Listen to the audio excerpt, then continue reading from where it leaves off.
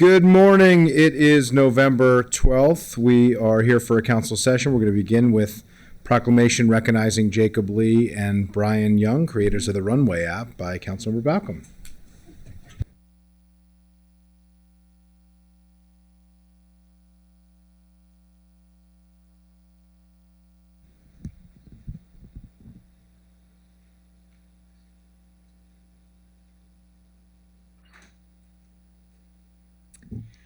Thank you. I'm Marilyn Balcom, council member for District 2, which includes Poolesville, and today we're going to celebrate a couple people from Poolesville.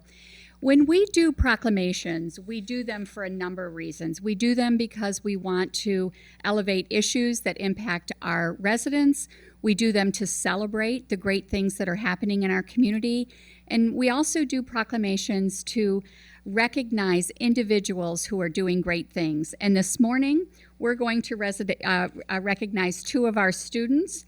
If I can have the students and administrator come on down. And I've asked the family, they want to sit and take pictures, so.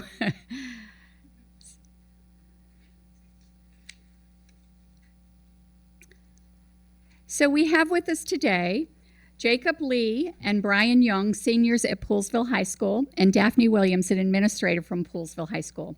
Jacob and Brian recently developed an educational app called Runway, which you can download with a QR code. I put the QR code, my colleagues have the code if you want to download the app. And what this app does is it gives you STEM lessons every day. It gives you a little bit of knowledge and then gives you a quiz. So what's great about this, we spend so much time on our phones every day, and this is an opportunity to actually learn something when you're on your phone. So it's the Runway app. And the app provides users with daily bite-sized lessons on complex topics. It's on the Apple Store, and they've had a great success already. And I'm going to first let Daphne Williams say a few words, and then you'll hear from the students. Thank you. Good morning. I'm Daphne Williams. I'm one of the administrators at Poolesville High School, and on behalf of all our staff, just want to say how proud we are of Jacob and Brian. They've taken what they've learned to make a positive impact on their community, and that's what we want for all of our students. So we really look forward to following all your future endeavors. We know you have a lot more greatness in store. Go Falcons. Okay. Right. Introduce yourself. Good morning, everyone. I'm Brian, a senior at Poolesville High School. Thank you, Ms. Williams, and of course, WAFA, the council member Balcom, and the Montgomery County Council for the opportunity for us to share our story with you today. We truly appreciate all you do for our generation of leaders and creators. Now, in the fall of 2021, COVID had just ended, and Jacob and I had just entered high school. Like many others, we felt a lot of pressure to conform and to find our paths early, to know what we wanted to do and pursue it with confidence. But it seemed like our closest friends were already delving into the most advanced subjects, such as microscopic chemistry, psychology, or even underwater robotics. They knew exactly where they were headed. But Jacob and I, we weren't so sure. Yes, we had the curiosity to learn more about the world, but we didn't have a clear path. That's where the concept for our Runway app started. That somewhere or something where students could discover new subjects, a way to find what really excites them one day at a time. So 8 months ago, we decided to finally make that concept real. Neither of us had built a mobile app before, and honestly, we had no idea where to begin. But we had a vision, so we tried everything from app development to back-end coding to even some marketing. And we reached out to teachers, friends, students, testers, and everyone else we could think of. And we spent more than just one late night breaking things and fixing them again. But today, Runway is real. It's a place where students get one lesson a day to learn about new topics, maybe the only place where everyone can learn about microscopic chemistry one day, psychology the next, and then underwater robotics the day right after. It's a place where students challenge themselves and others on the leaderboard, learning as friends and equals. And it's just enough, hopefully, to spark curiosity and maybe help someone find their way. Thank you.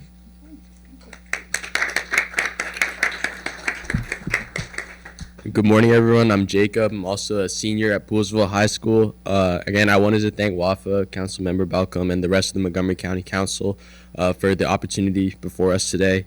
We launched our app back in September of 2024, and since then, we're really fortunate to have over 1,000 downloads in a multitude of countries around the world, as well as international relations with organizations in Morocco and Saudi Arabia. But we're most grateful to have an excellent team of content creators that we call who handcraft our lessons every day. They're actually like students at Poolsville High School, other students in the county who actually take the time every day to make these lessons and come up with the questions themselves, so that we can really market that authentic student created content for everyone else to learn from. Without these wonderful individuals, our app's core of authentic student made content wouldn't exist, so I wanted to extend a brief shout out to them as well. But throughout all this, it's our community here in Montgomery County that remains at the heart of our work. It's why we're here today, to give back and hopefully make a difference for every student in our county. Nelson Mandela once said, "Education is the most powerful weapon which you can use to change the world." With every lesson we release, if even one more student is inspired to explore, question, or dream just a little bit more, we've succeeded. Through Runway, our goal is to revolutionize education, tailoring it towards one's interest and gamifying the learning experience to inspire the pursuit of knowledge in the younger generation. Runway is more than an app, it's a springboard for the future, a way to bring learning to life in a way that feels personal, engaging, and above all, empowering. By meeting students where they are in their educational journey and making learning fun, we hope to launch them towards their future aspirations. Thank you once again to the Montgomery County Council for believing in our vision and supporting this journey. Together we can give every student in Montgomery County the chance to reach new heights. Thank you.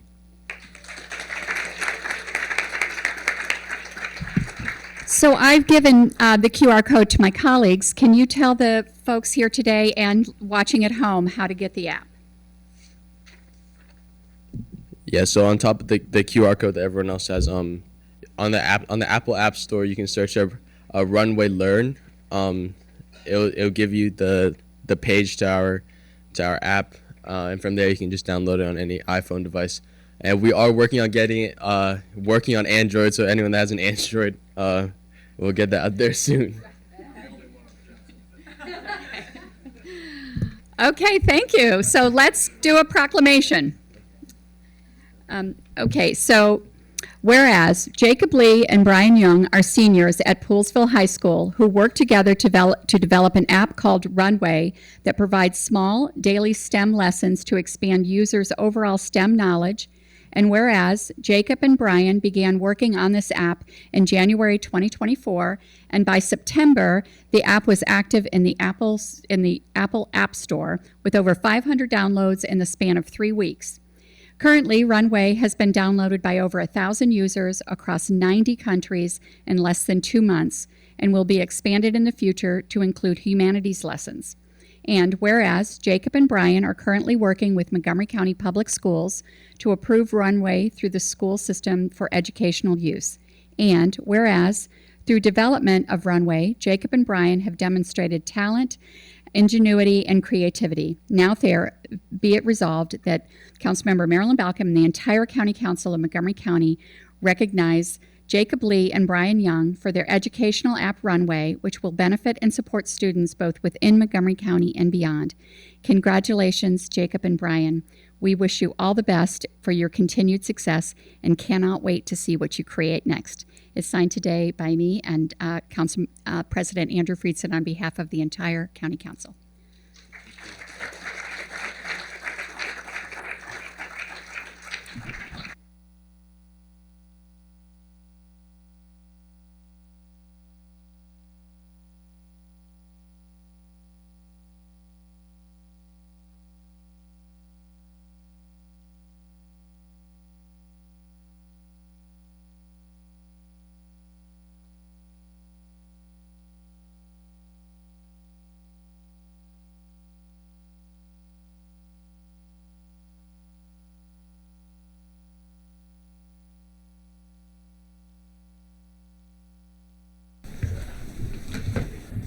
Thank you and congratulations, and make sure you check out the QR code and check out the app when you can. We're going to move on to the second item on our agenda today, a proclamation recognizing Remembrance and Reconciliation Month by Councilmember Jawando and Councilmember Sales.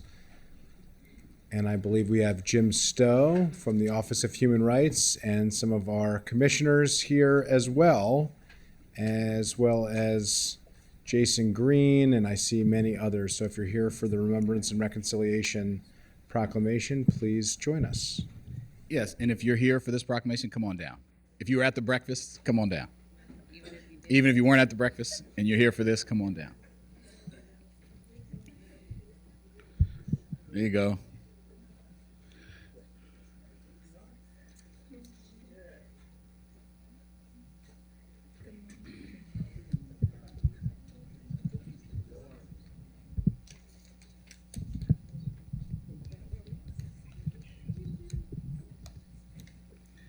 All right. Just make some lines here. I'll scoot up. Fill in the back there. All right. Good morning, everyone. Thank you for coming, and thank you for showing up early. Today, I'm Councilmember Will Jawando, joined by my colleague, Councilmember Sales. Today, as we stand here together for what is an annual proclamation now in the county, or for the last few years, to recognize the work of the Remembrance and Reconciliation Commission, I want to acknowledge that this is a special one in light of the increased concerns and fears within our community in light of the results of the election last week. As one of the original sponsors of the legislation creating this commission, along with former Councilmember Hans Remer, co-sponsored by all colleagues, I'm honored to continue to support the vital mission of shedding light on our county's history, as well as fostering healing, resilience, and repair among all of our residents. The commission was established to address our county's history of racial terror and to help chart a path toward reconciliation. Today, as we witness a rise in divisive rhetoric and threats to our equality, to the commission's work is more important than ever. Our history reminds us of the need to always confront hate and fear, and it reinforces our collective commitment to a community that values dignity and justice for every human being. In a diverse community like ours, there are many who are understandably concerned about this hateful rhetoric that has intensified. We must acknowledge these fears and recognize that our county and our country has a history of exclusion and systemic violence that has left scars that continue to impact Black, brown, immigrant communities in particular, as well as our entire community. This past week has highlighted the urgency of recommitting to our shared values and standing firm against any threats to inclusion, equity, and justice in Montgomery County. As an elected official, along with my colleague, Councilmember Sales, who you'll hear from momentarily, we stand here today on one of these sites of racial terror. There are two markers outside commemorating Mr. Sidney Randolph and Mr. John Diggs Dorsey, who were dragged violently from this building and lynched nearby. I can't express fully how often I think about that. One of the commission's first acts was to create lifetime memorials to those two men, as well as Mr. George Peck, who was lynched in Poolesville. Our painful history of lynching, of segregation, of discrimination continues to shape who we are today, manifesting in disparities in housing, in education, and mass incarceration. The history compels us to recognize that remembrance alone is not enough. We must act decisively and consistently to dismantle systemic barriers and protect the civil rights and human rights of all of our residents, especially amid the current climate in our country. Now more than ever, remembrance must be paired with action. We must continue fighting for equitable educational opportunities, the end of discriminatory practices in housing and employment, and a fair criminal justice system. These actions are crucial if we are to protect and uplift every resident, particularly in the environment where these hard-won rights that we thought we had secured are under threat. We must also stand united against the hateful rhetoric and divisive policies that threaten to undermine our community. So thank you to each member of this commission and to everyone in our county who has lifted up our shared history. I know together we can continue to build a Montgomery County where justice, compassion, and equity remain our guiding principles today and always. I want to acknowledge that the county executive's here. Ask him to come up, and then we'll hear from Councilmember Sales, then the county executive, and then we will hear from the chair of the commission and Director Stowe.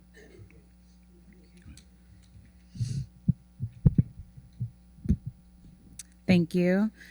To my colleague, Councilmember Jawando, and everyone involved with the Remembrance and Reconciliation Commission for joining us today and leading this proclamation, along with the chair of the Commission on Remembrance and Reconciliation, Mr. Jason Green. Together, we proclaim the significance of Remembrance and Reconciliation Month, especially as we observe the 160th anniversary of Maryland's Emancipation Day. Your presence here today is a testament to the importance of community engagement in this essential and ongoing work. This month challenges us to confront our painful history, learn from our past, and take decisive action toward a united and inclusive future. We must deepen our understanding of our county's history, particularly regarding the lynching of 3 men in the late 1800s, George Peck, John Diggs Dorsey, and Sidney Randolph. By doing so, we can foster healing. I would like to recognize the Maryland Lynching Memorial Project, the Montgomery County Lynching Memorial Project, and the Maryland Lynching Truth and Reconciliation Commission for their vital efforts to memorialize these tragic events. And I believe Maryland currently is the only state with a Remembrance and Reconciliation Commission. The commission recently held a critical public hearing to raise awareness about racial violence and to promote justice. I'm also grateful to our public school system for its crucial role in providing students with an age-appropriate curriculum about African American history. This education is a key step in fostering understanding and reconciliation. While our past does not define who we are today, we stand here to honor those who suffered and to affirm our commitment to creating a more just and equitable future. Despite our challenges, we are determined to share our history and work tirelessly toward a brighter future for all. This commitment is a source of hope and inspiration for us all. Thank you.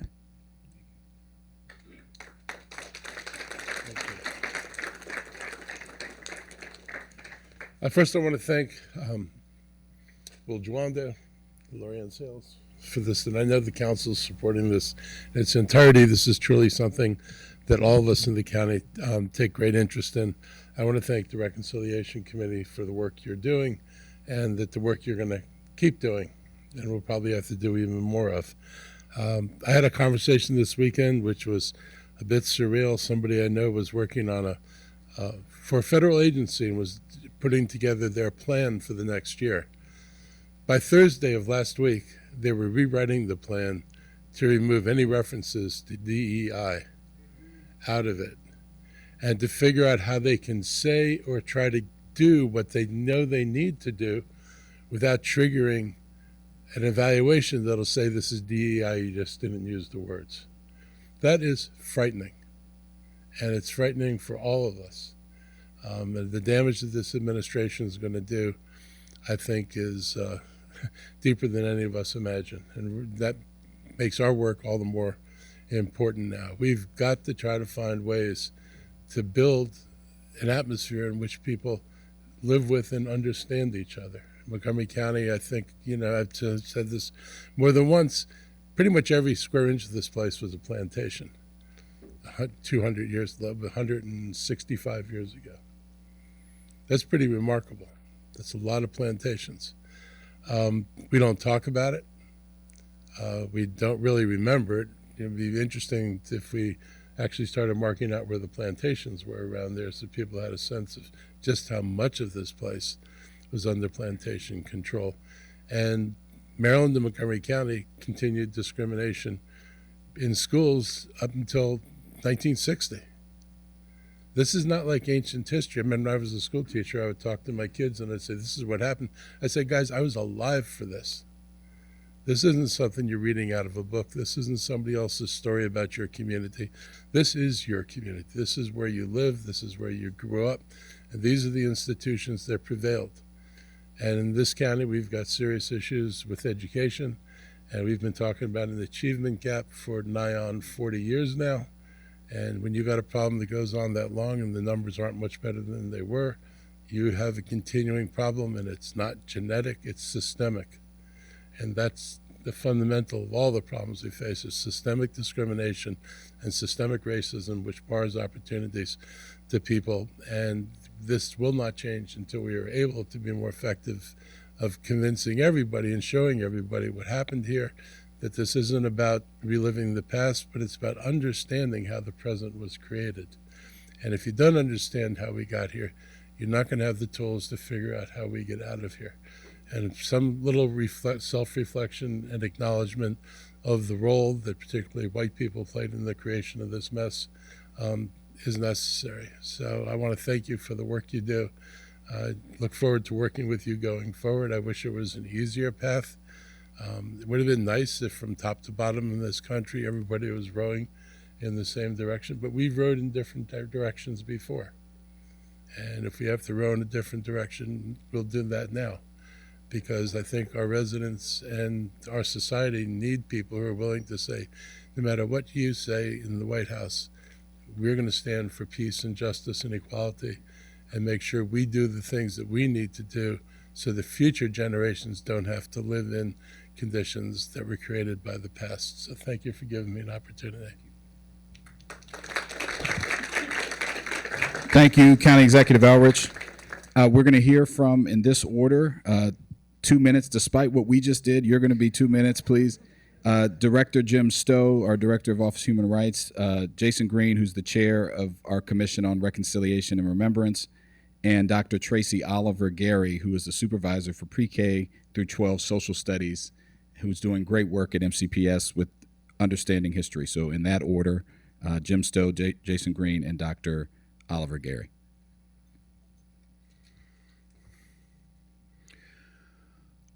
Southern trees bear a strange fruit.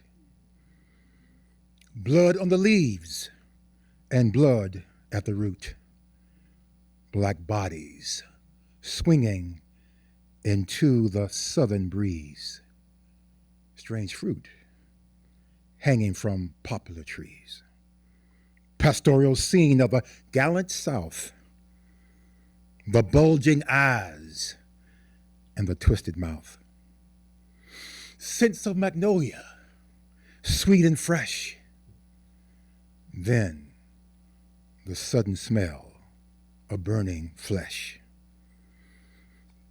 Here is a fruit for the crows to pluck, for the rain to gather, for the wind to suck, for the sun to rot, for the trees to drop.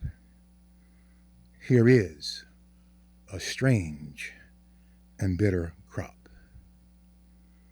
Thank you to Councilmember Jawando and Councilmember Sells and members of council and County Executive Elrich, and for all of you who gathered today for this proclamation, to our partners around the county and throughout the state of Maryland. This lyric of lynching in the South may be as dark and controversial now as it was then in 1939, as Billie Holiday sang in a small cafe, remembering that her father died of a lung disease because he could not get treatment at the White Hospital. The responsibility of the acts described in these lyrics must be remembered and accepted, not out of some awokeness consciousness, but out of realization that the acceptance of responsibility, the remembrance and acknowledgement of its occurrence can lead to a pathway of peace of mind, forgiveness, and even the especially difficult work of reconciliation by those who were victims and those who were victimized. For George Peck, John Diggs Dorsey, and Sidney Randolph, Montgomery County is seeking to move beyond by parties unknown as those responsible for the unlawful death of these men. We want to move to a place where we are responsible. Both the perpetrator, those who stood by, and those paralyzed by fear are all among us, by heritage or by inference. But so are those who are committed to move forward and pledge to participate fully and place high importance on the difficult work of reconciliation.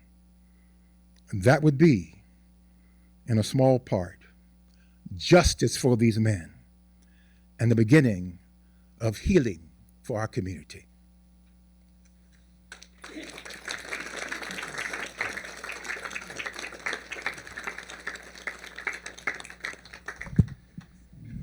In Montgomery County, November is Remembrance and Reconciliation Month.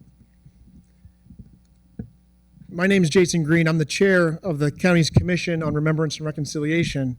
It's my great honor to serve with the members of this commission and to work with this collection of community partners. I'm one of those descendants that the county executive was just talking about. My grandfather's grandfather is a product of enslavement, not in Montgomery, Alabama, in Montgomery County, Maryland, in Rockville, across the street. So this work isn't theoretical, it's very real, it's very personal. Those stories exist with me and in the members of this community. And when I first learned about the history of racial terror lynching in our community, what I thought was individual vigilante justice, I learned were organized, orchestrated acts of community. And that's why this collection of people is so important, because we stand as a community to push back, to stand in the gap, to sit and witness, and to say never again. I remember when we were having conversations with the community about establishing a marker, and someone said, you know, that's not who we are anymore. Why dig up all of this? That's long in the past. And I said, what an opportunity to say that out loud. What an opportunity to say in one united voice exactly who we are and what we stand for and what we stand against and what we won't allow to happen in our community. November in Montgomery County is Remembrance and Reconciliation Month. The commission, given the charge by Councilmember Jawando and Sales and President Friedson and the rest of the commission, has planned events for our citizenry, for you to engage, to remember this difficult history, not for dramatization, but so that we can start from a line of truth.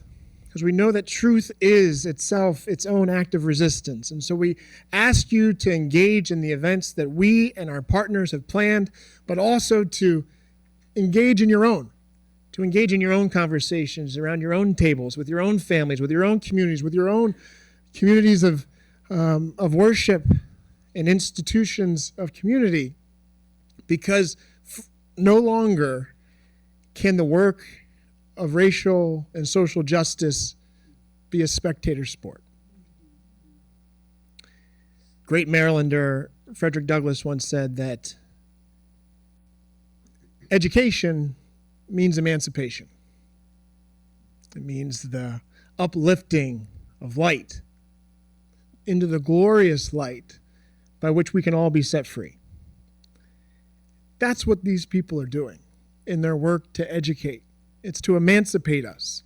And that's why the work that the next commissioner that you'll hear from is so critical.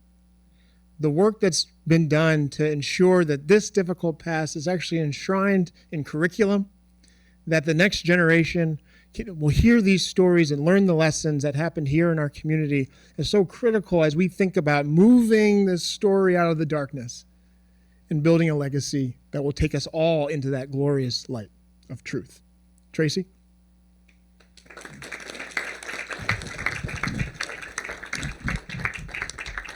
Thank you. Hi, everyone. My name is Tracy Oliver Gary, and I am the proud pre-K-12 supervisor for Montgomery County Public Schools. When I joined the commission to represent MCPS, and I began to reflect on what does remembrance mean in the context of a school system? What does reconciliation mean in the context of a school system? And at the same time, I was in public spaces, and MCPS had gone through a system-wide anti-racist audit, and I began to think about how can we begin to make room for the history that has been made invisible, purposefully, intentionally left out, and intentionally left out. And I mean by intentionally left out because there was no intentionality about learning about it. Okay, and so MCPS, we began to ask ourselves, what do we want our students to know? Who do we want our students to be?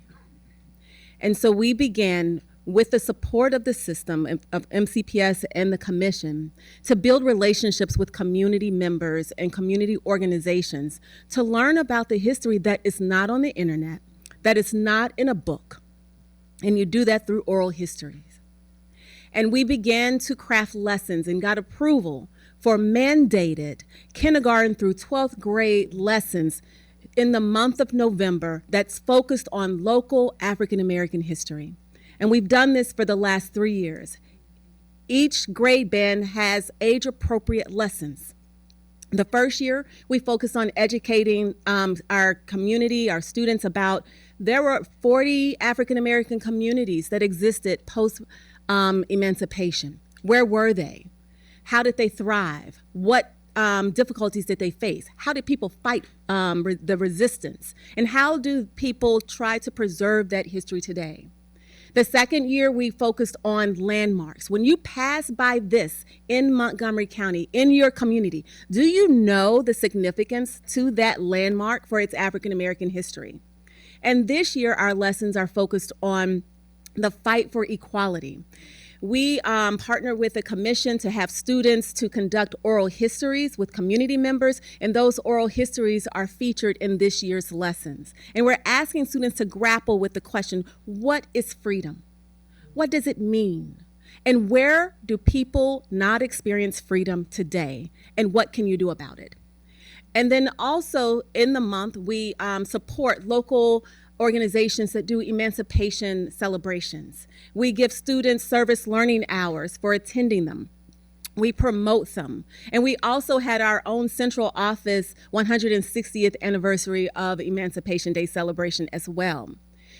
Additionally, we have a Changemaker workshop that we have every year. And in this Changemaker workshop, we teach students how to advocate. Because the reconciliation is, for the remembrance is the history. The reconciliation is making room at the table for the history. But also the reconciliation piece is how do we make sure that our community is always moving forward for social justice? And that work doesn't just happen naturally. You have to learn how to do it. And so we have a workshop that's virtual where students earn student service learning hours, and we partner with local advocates and activists, and they teach our students what they're doing, how they do it, in order to inspire students to take up their own mantles and fight, or their own battles. Like where do they see a lack of social justice, and what can they do about it? And so our goal, when we ask ourselves, what do we want our students to know? We want our students to understand what were the conditions that allowed for racial terror against Black men to exist. What was that history? What were the conditions? What's the legacy of that? How do we still experience it today? And what do we want our students to do? We want our students to work to end injustice. And so I thank the commission for the space. I thank the county council for creating the commission. And I am honored to be able to be a part of this work. And I am so grateful that I work for a system that, and I will be honest, that has never said no to this work, and has 100% supported it. So thank you.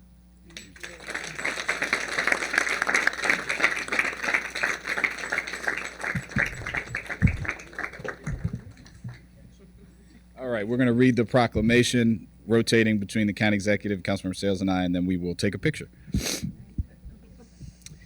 Whereas, from its inception, Montgomery County was stolen land, made home to thousands of individuals whose agency was stolen through enslavement, and we recognize that the local and regional economy benefited from the exploitation of their labor.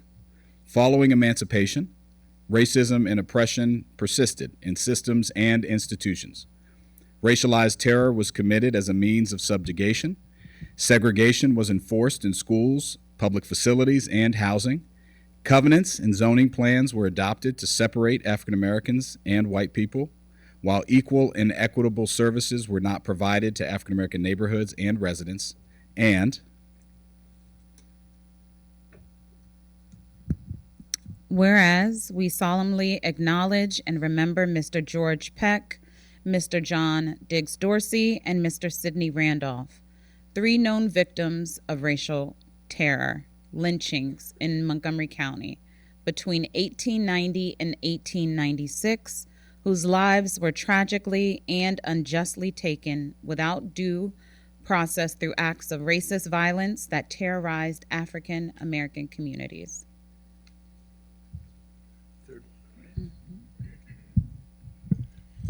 Whereas the Remembrance and Reconciliation Commission was created by the Montgomery County Council in 2019 in support of the goal of bringing the community together to promote understanding of this troubled history and to seek reconciliation among residents. The council acknowledged the terror that racism and lynching created among the African American communities throughout the United States, including Montgomery County. This legacy perpetuates divisions that are reflected in current inequities and disparities, as well as weakened patterns of voting and civic participation. And whereas the Remembrance and Reconciliation Commission works in partnership with many organizations, many who are here today, including the Arts and Humanities Council, Montgomery County Public Schools, Montgomery History, and the Montgomery County Lynching Memorial Project, among others. We honor the righteous work done to research the stories of the 3 known Montgomery County lynchings, the 3 known, there are many unknown, collect soil samples, and establish markers in the county in their memory. And whereas the state of Maryland celebrates Emancipation Day on November 1st, marking the date when a new state constitution ended the horrific institution of slavery in Maryland in 1864. This year marks the 160th anniversary of emancipation in Maryland, which occurred 1 year before the passage of the 13th Amendment by the federal government, and as a reminder of our capacity to engage in acts of reconciliation, initiates November as a month of remembrance and reconciliation. And whereas Montgomery County is now home to multi-ethnic communities whose awareness of the deplorable racism and history of discrimination against African Americans cannot be assumed. By openly commemorating, reflecting upon, and grieving the injustices of the past, the county can work to heal and facilitate community-wide reconciliation. now therefore be it resolved that the county executive and the county council of Montgomery County, Maryland hereby celebrate the month of November as Remembrance and Reconciliation Month, and be it further resolved that the county council and the county executive encourage all county residents to join together in the pursuit of equity, mutual understanding, and moral justice by renewing these commitments each November, and to engage in personal and communal acts of remembrance and reconciliation presented on this day, the 12th of November in the year 2024, signed by myself, Councilmember Sales, County Executive Elrich, Council President Friedson, on behalf of the entire council. Thank you and happy Reconciliation and Remembrance Month.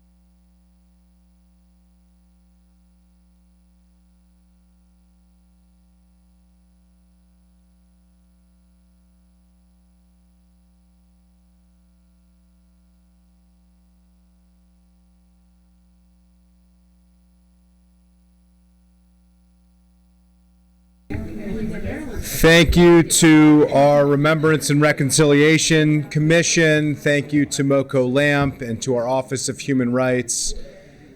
Not lost on this body and anybody who works here that 2 of the 3 documented historical murders by lynching in Montgomery County took place in this very property. And we have 2 markings to commemorate that outside this building, and really appreciate all of the intentional work that has been undertaken to make sure that we remember that, not just on this month of November during Remembrance and Reconciliation Month, but each and every day we walk in to do the work that we do here. Before we get to general business, I did want to briefly reiterate a message for our county's residents following last week's national elections. As we prepare for the peaceful transition of power in our nation's capital following the 2024 U.S. presidential election, our work here to ensure Montgomery County remains a safe and welcoming place for all of our residents remains as strong as ever. We know that people from every corner of the world and all walks of life choose to call Montgomery County home because of our diversity and our values, and we will not let anything said or done in Washington undermine the progress that we are making. We'll continue to hold true to our shared principles of compassion, inclusion, respect, and tolerance for all, and we will work with our community and faith leaders, state and federal officials, and partners in the law enforcement community to enhance safety and continue to denounce hate in all of its forms. Together, we'll stand in solidarity with our neighbors, friends, and loved ones to recommit ourselves to making sure Montgomery County remains a peaceful and welcoming place to live, work, worship, and raise a family. With that, we're going to move on to general business. Madam Clerk, will you please share today's announcements? Thank you, Mr. President. Good morning. I have one announcement today. The public hearing for Bill 2424, Taxation, Paper Carryout Bags, and Prohibition on Plastic Carryout Bags, has been rescheduled for January 14th, 2025 at 1:30 p.m. here in the council hearing room. Thank you, Mr. President. Thank you. The minutes from October 8th, 15th, and 22nd, 2024 council sessions, October 9th, 2024 council retreat, and October 9th, 2024 council delegation session, and the October 22nd, 2024 closed session have been circulated to colleagues for approval. Are there any objections to approving these minutes? Seeing none, these minutes stand approved. We're going to move on to our first item on the agenda, which is an interview of the county executive's nominee for director of the Office of Community Partnerships, Sean Ellis. I see the chief administrative officer is here along with the candidate. And with that, I will briefly turn it over to you, Mr. Madalino, and then I will move into my questions and then open it up to colleagues to see if they have any questions as well. Welcome, Mr. Madalino. Thank you very much, Mr. President, members of the council. It's so good to see you. I'd like to start off by first thanking you for those very strong comments about the election results and the feelings for the community. So thank you very much, President Friedson. And I also want to take a moment on behalf of the executive branch to congratulate Mr. Howard for his nomination and to let you know, wow, I rarely get applause that early in my presentation. That's so great. But I know. But all right, I trigger applause so early in my meeting. Wow. So, I do want you all to know, the council members, we're very excited to work with Mr. Howard, and I know he knows lots of people across the executive branch, and we look forward to that continued relationship. So I'm thrilled today to be here to introduce you all to Sean Ellis, the county executive's nominee to be the director of the Office of Community Partnerships. I think you've all had a chance, or many of you have had a chance, to work with Mr. Ellis, to meet with him over the last few weeks since he's been the nominee. Sean is another Montgomery County native. He is a graduate of Bethesda Chevy Chase High School, went to Dickerson College before returning to the county. He has worked in a variety of positions in the private sector before joining the county. He was instrumental in the county's work on the census and on the community organizing that we did for the census, which I think was award-winning for the Office of Community Partnerships. He was hired when Bruce Adams was the director during the Leggett administration, and has served all along through both Mr. Adams' leadership and then Diane Vu. Also worked on immigration-related issues during the beginning of the first Trump administration. So he's familiar with some of the challenges that we're going to face as a community and for that office. And he has done a wonderful job as the acting director over the last several months. The county executive very much likes promoting people from within and giving people that opportunity. So he was very excited when Sean was both interested and willing to take on this challenge, because this is an important role. We thank Diane Vu for her leadership over the prior 5 years. Obviously, she did so much for that office, but we are very excited to have Mr. Ellis to take the office to the next level. The county executive has already made it clear that he wants Sean on the second floor so that he has a direct access to the county executive, because this is such an important organization and has the opportunity to be connected to so many different parts of the community. And we want to make sure that everything he and his colleagues are learning is understood quickly by the second floor. He's already stepped in and been brought into many a staff meeting, and we're excited that he's willing to take on this role. And with that, I respectfully ask for your confirmation of Mr. Ellis. Thank you. Appreciate it. We are going to move to questions. I have a few questions for you, then we'll open it up to colleagues to see if they have any. To start, tell us a little bit about your background and qualifications as they relate to this role and this appointment. Thank you for the question, Council President. I'd like to start by saying I appreciate the opportunity to sit in front of you this morning and thank the folks from the CEC who are here to support me, as well as the folks from OCP. So thank all of you who are in attendance this afternoon or this morning. I should begin by introducing myself and my background. I am the offspring of a father who is a native Washingtonian, born and raised in Southeast DC, whose family migrated here from South Carolina. I'm also the offspring of a mother who came to this country at 17 years old to attend Howard University Hospital from a small island in the Caribbean called Barbados.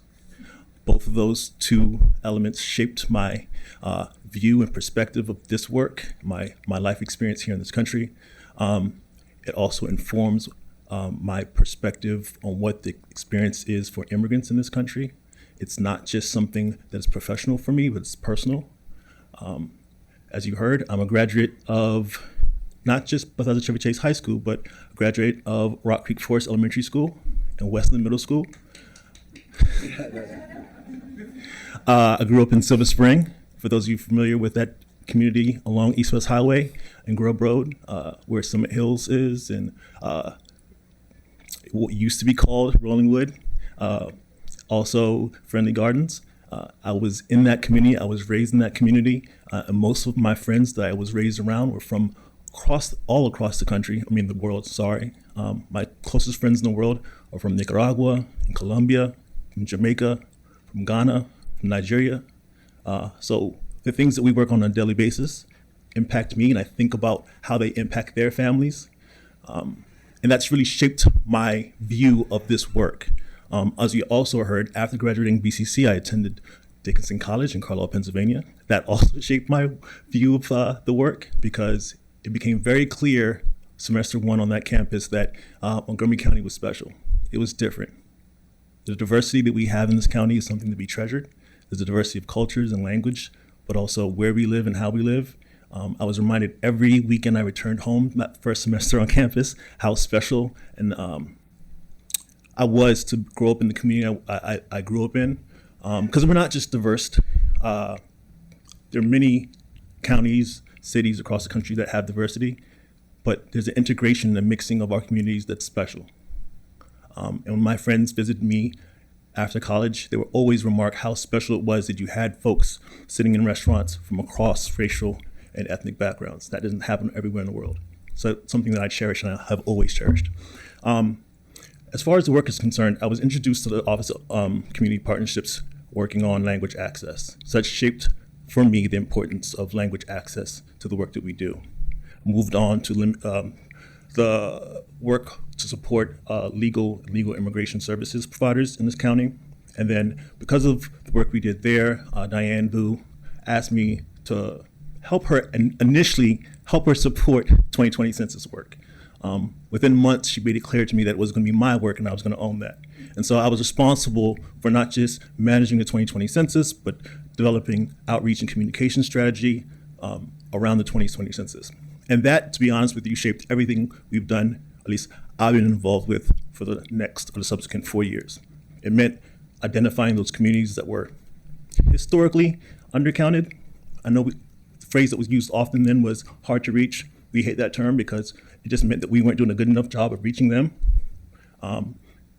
Identifying community partners who could serve as trusted voices in the messaging we were trying to carry to those communities.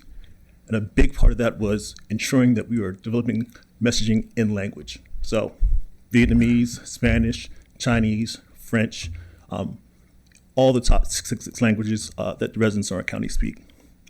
So I am happy to say that in the midst of a pandemic in 2020, 2019, not only did we reach our goals, but we exceeded our goals. For the previous two decennials prior to 2020, we had decreasing self-response rates, and we were able to increase it in the middle of a pandemic. That's something we were really proud of.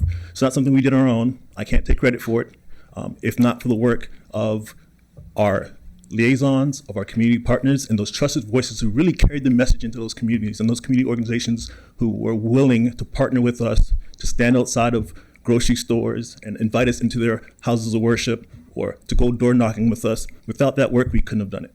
But we were proud of that work, and we carried it into supporting the Department of Health and Human Services around vaccination, COVID-19 vaccination for those communities who had been disproportionately impacted by COVID at the time. So that's sort of the background. I know it's long-winded, so I apologize, but I think it's important to give you an idea of who I am, where I came from, and the work that I've been engaged in over the last 6 years with this office. Thank you. As the director, what will be the key to building stronger, more informed, more inclusive communities, and how do you plan to address racial disparities through the office's work? Thank you again for that question. So communications and language communication is where we start with ensuring that our communities have access and understand not just what services and resources are available, but they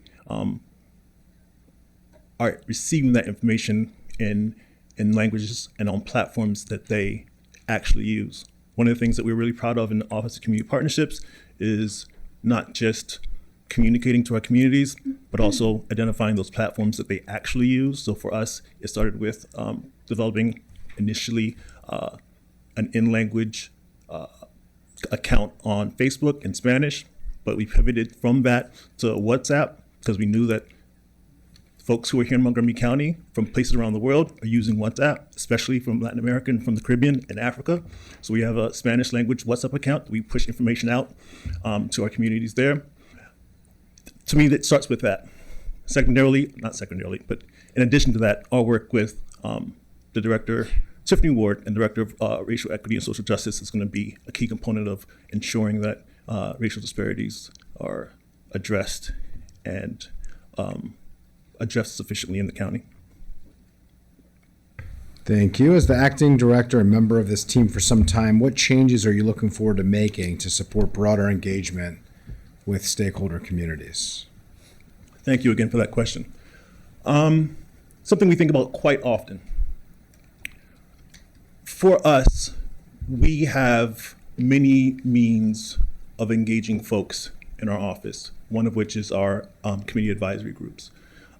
Two-way communications is a big part of ensuring that not only we're getting information out to our communities, but we're also hearing back from them on what they think about policies and resources and how they receive those resources. Our thought has been to expand those and reinvigorate those advisory groups if possible. There is an opportunity for us to be much more creative in how we think about engaging communities generally. One of the things that I've thought about and we've thought about quite often is ensuring that not just internal partners, but external partners understand what OCP is and what it can serve as, how it can serve as a resource. I know even with council, many folks in this room don't understand the work that we engage in or what resources we can provide. I think there's an opportunity to be better connected so that you're aware of the work that we do.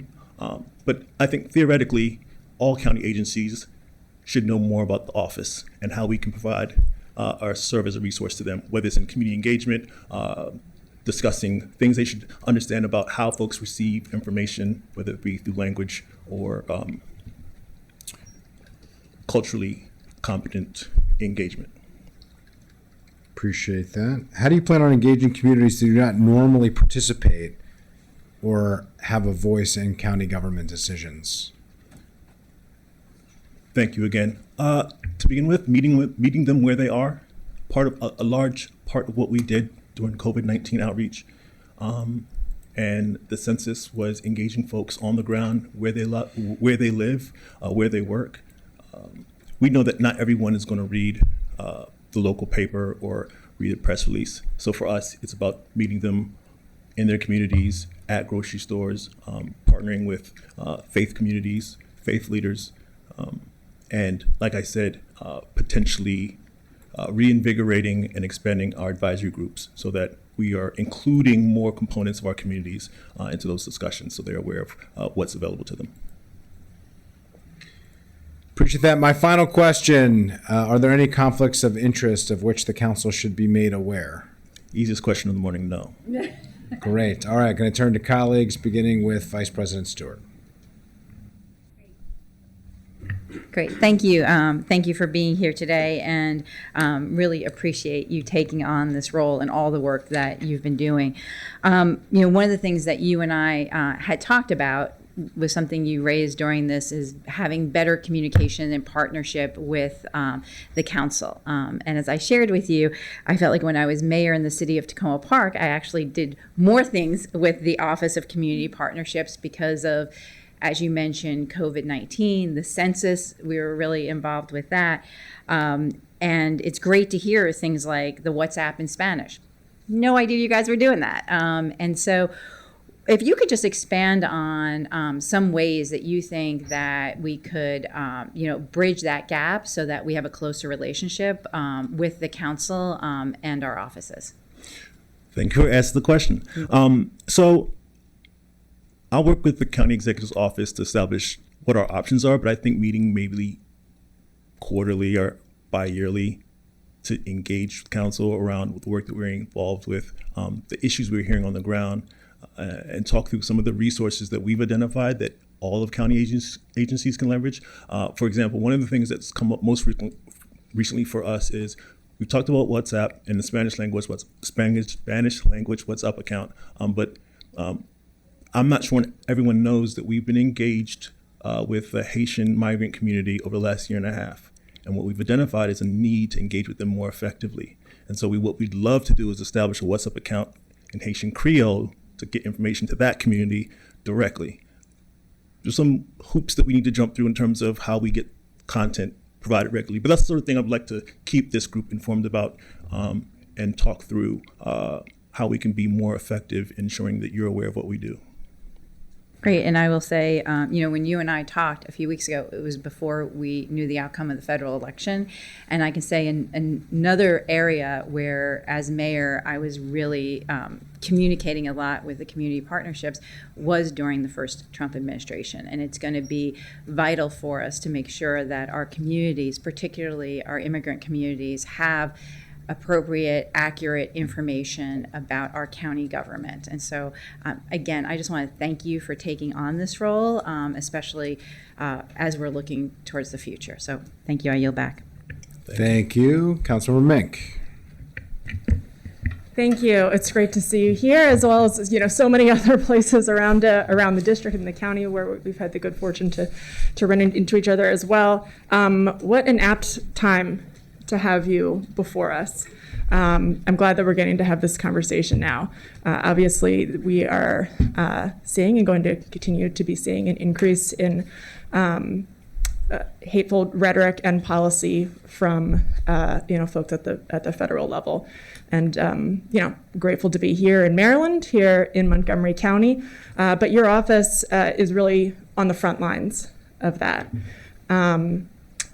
So how is OCP preparing for that, for the influx potentially in newcomers and immigrants that we're going to be seeing here, as well as the increase in that hateful rhetoric and policy that's going to be we're going to do our very, very best to shield folks from. But how are you all thinking about that? And as well as it's not just our immigrant communities, it's also our Black and brown communities, our African American communities, our LGBTQ communities, trans folks, the parents of trans kids. So can you talk a little bit about how you all are thinking about that? Absolutely. Thank you for the question. Unfortunately, we've already started to we've already started to hear a lot of feedback and horrifying stories about what community residents are getting. And so I was here in 2016. I remember what it felt like personally, being a resident in the county. And like I said, it impacted me not necessarily just because of my family, but because of the friends who I knew would be impacted by this, their parents, their grandparents. But back in 2016, my introduction to the work was really around updating the Know Your Rights information that we had available. I think it's important that we ensure that our information is up to date. I don't think necessarily that we need to be the sole provider of that information. Identifying community partners, trusted community partners that can push that information out to residents, especially our immigrant communities, but not just our immigrant communities. So for us, work really is going to start with identifying the resources and those community organizations that we've worked with now for years, who can serve as a resource, provide the Know Your Rights presentations, because we've started to receive those requests already, and then develop a strategy where, in partnership with county departments, but also led by the county executive, develop a strategy to communicate our stance, where we stand in terms of being a welcoming county, and hoping that folks feel welcome here and safe here. That's really where we're headed and what we've been thinking about for the last 2 weeks. And to be clear, we've kind of known this was coming, and so we've been preparing for it for months now. Thank you for that. I appreciate it. And to your point about increasing the two-way, finding opportunities to increase the two-way communication, and to Vice President Stewart's point about the council being able to leverage the work that you all are doing and the expertise that your office has in these areas. I look forward to finding more ways to do that as well, for us to hear directly from the advisory groups, from the liaisons. We're going into a situation and we really have to come together as a team and make sure that we're doing whatever we can to support this work. So thank you. Thank you. Great. Thank you. Councilmember Malcolm. So thank you. So nice to see you. I had the great pleasure of working with you during the census, where we joyfully coined the term "Up County Counts." So I appreciate that. And one of the things that I wanted to say was, you really fostered ownership for your partners to make sure that everybody felt a sense of responsibility, and really educated the team as to why it was so important that everyone be counted in the census, and particularly up in the Up County, where we have so many immigrants who aren't tied into any formal communication. So that was very effective. I think that from the perspective of how the council can work closely with the Office of Community Partnerships, we're going to have a meeting where our entire staff works with your staff, and just to get to know what resources you have, what resources we have, to have that fit.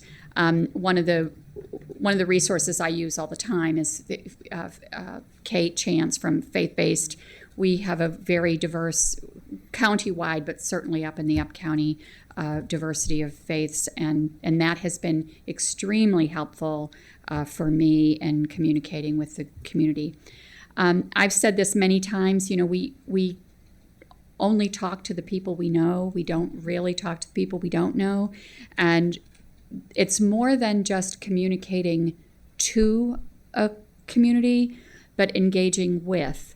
And we just need to identify more partners, more individuals, to get them involved, to know that they have a voice in their local government. And I know that that's very difficult. So I look forward to working with you on that. So thank you. Thank you. Thank you, Councilmember Sale. Thank you for your interest in the role and for serving through all of the ups and downs that you have experienced. And so thinking about your past experience and looking towards the future, how will you proactively identify future trends to address the upcoming needs of our community? And what emerging trends in our community should shape our future policies and services? Thank you for the question. Of course. That's a very good question. So, to be quite frank, as director of this office, I'm very much dependent on our highly qualified community liaisons. I am lucky that my predecessor built a staff of well-qualified, passionate liaisons. They do a very good job of keeping the ear to the ground, developing relationships, fostering open lines of communications with members of their communities, but also being very aware and on top of trends coming out of national media. But I think also hearing from the community itself and what they're feeling and what they're hearing about what's happening and what we can anticipate will be a big part of that as well. And then being responsive to that as best we can.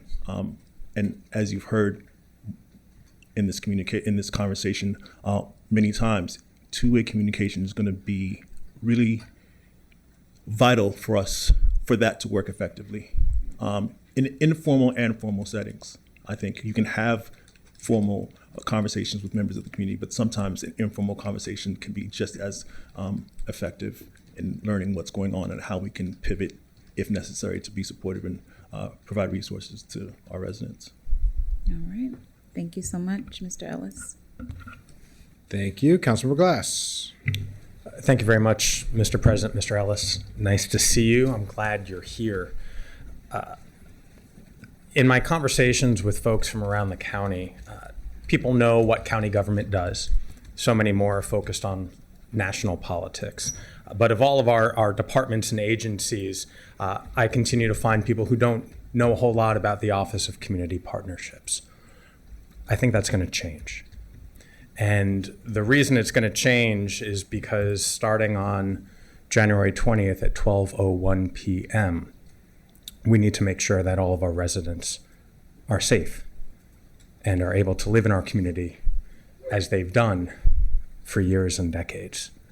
And that is wholly within the scope of the Office of Community Partnerships.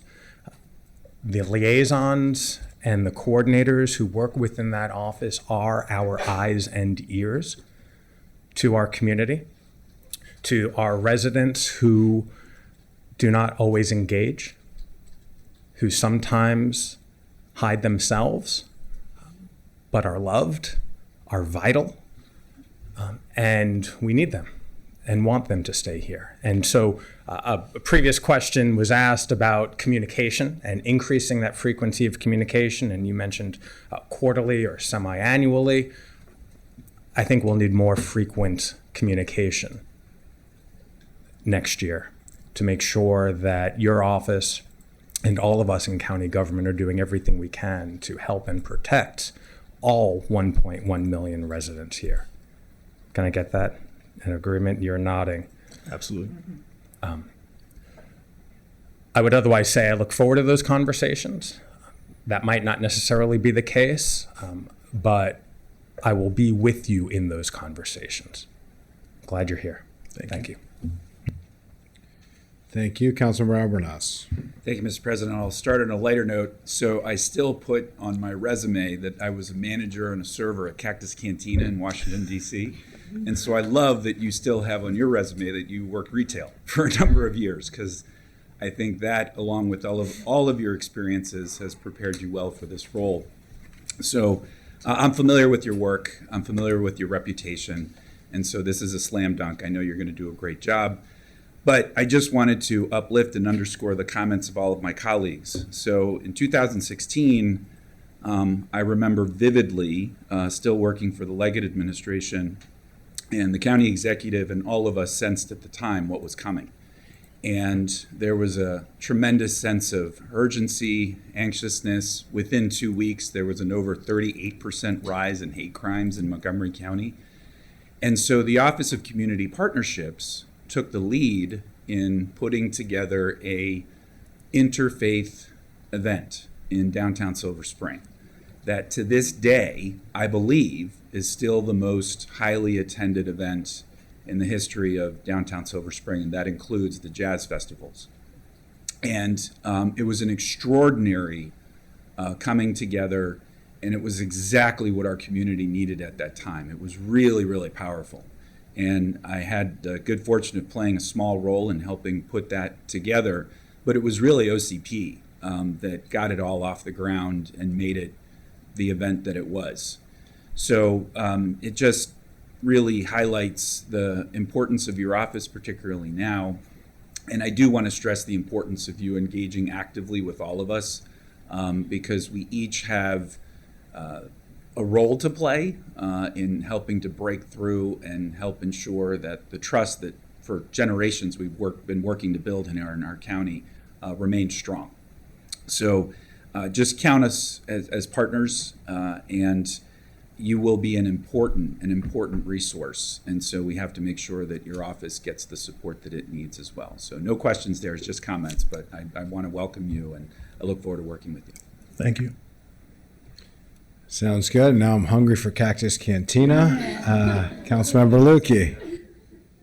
Thank you, Mr. President. And I too still include my hostessing time. That was an Italian restaurant, so I'm not sure if I'm going to make you hungry for something else now. But and to I've appreciated getting to know you, and thank you for your discussions regarding our historic African American cemeteries.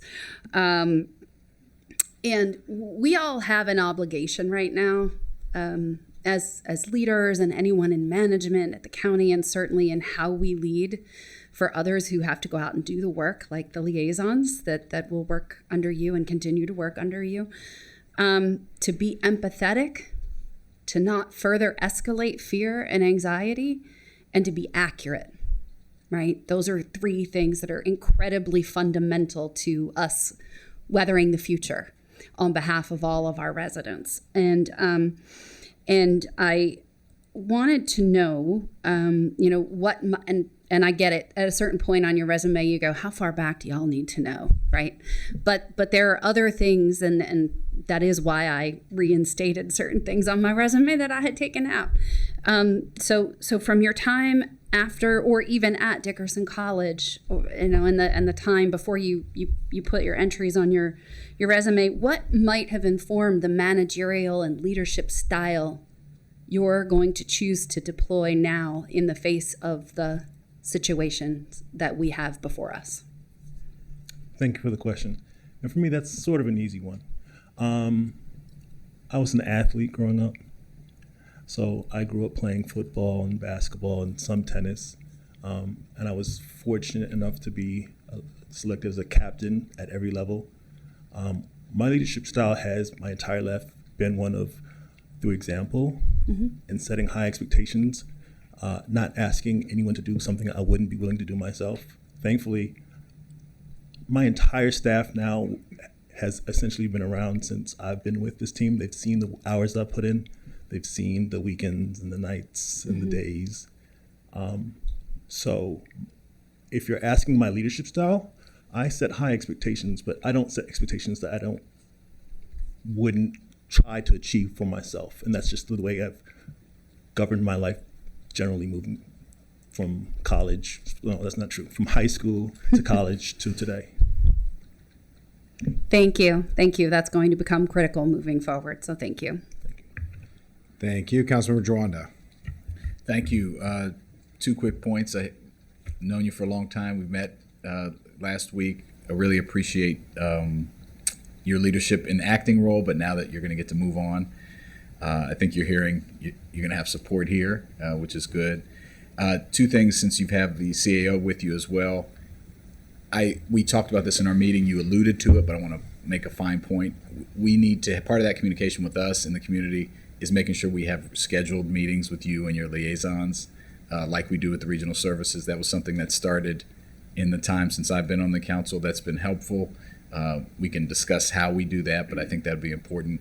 I also think the advisory groups, whether it be the chairs or members who are working on things, can be folded into that depending on times, or we can figure out some sort of structure.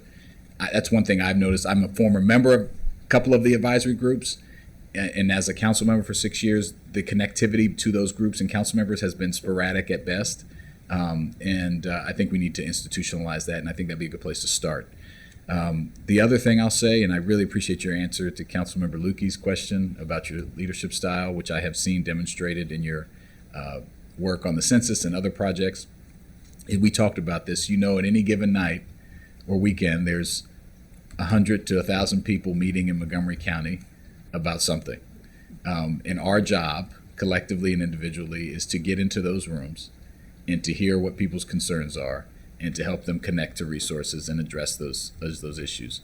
And it is a ongoing, continual, changing, moving target, difficult process, but I think you are the tip of the spear, your office. We all have that responsibility, but you, I think, have a special responsibility to help us do that. And we need to work with you in a way to do that. And I know you agree with that, but I just want to say that.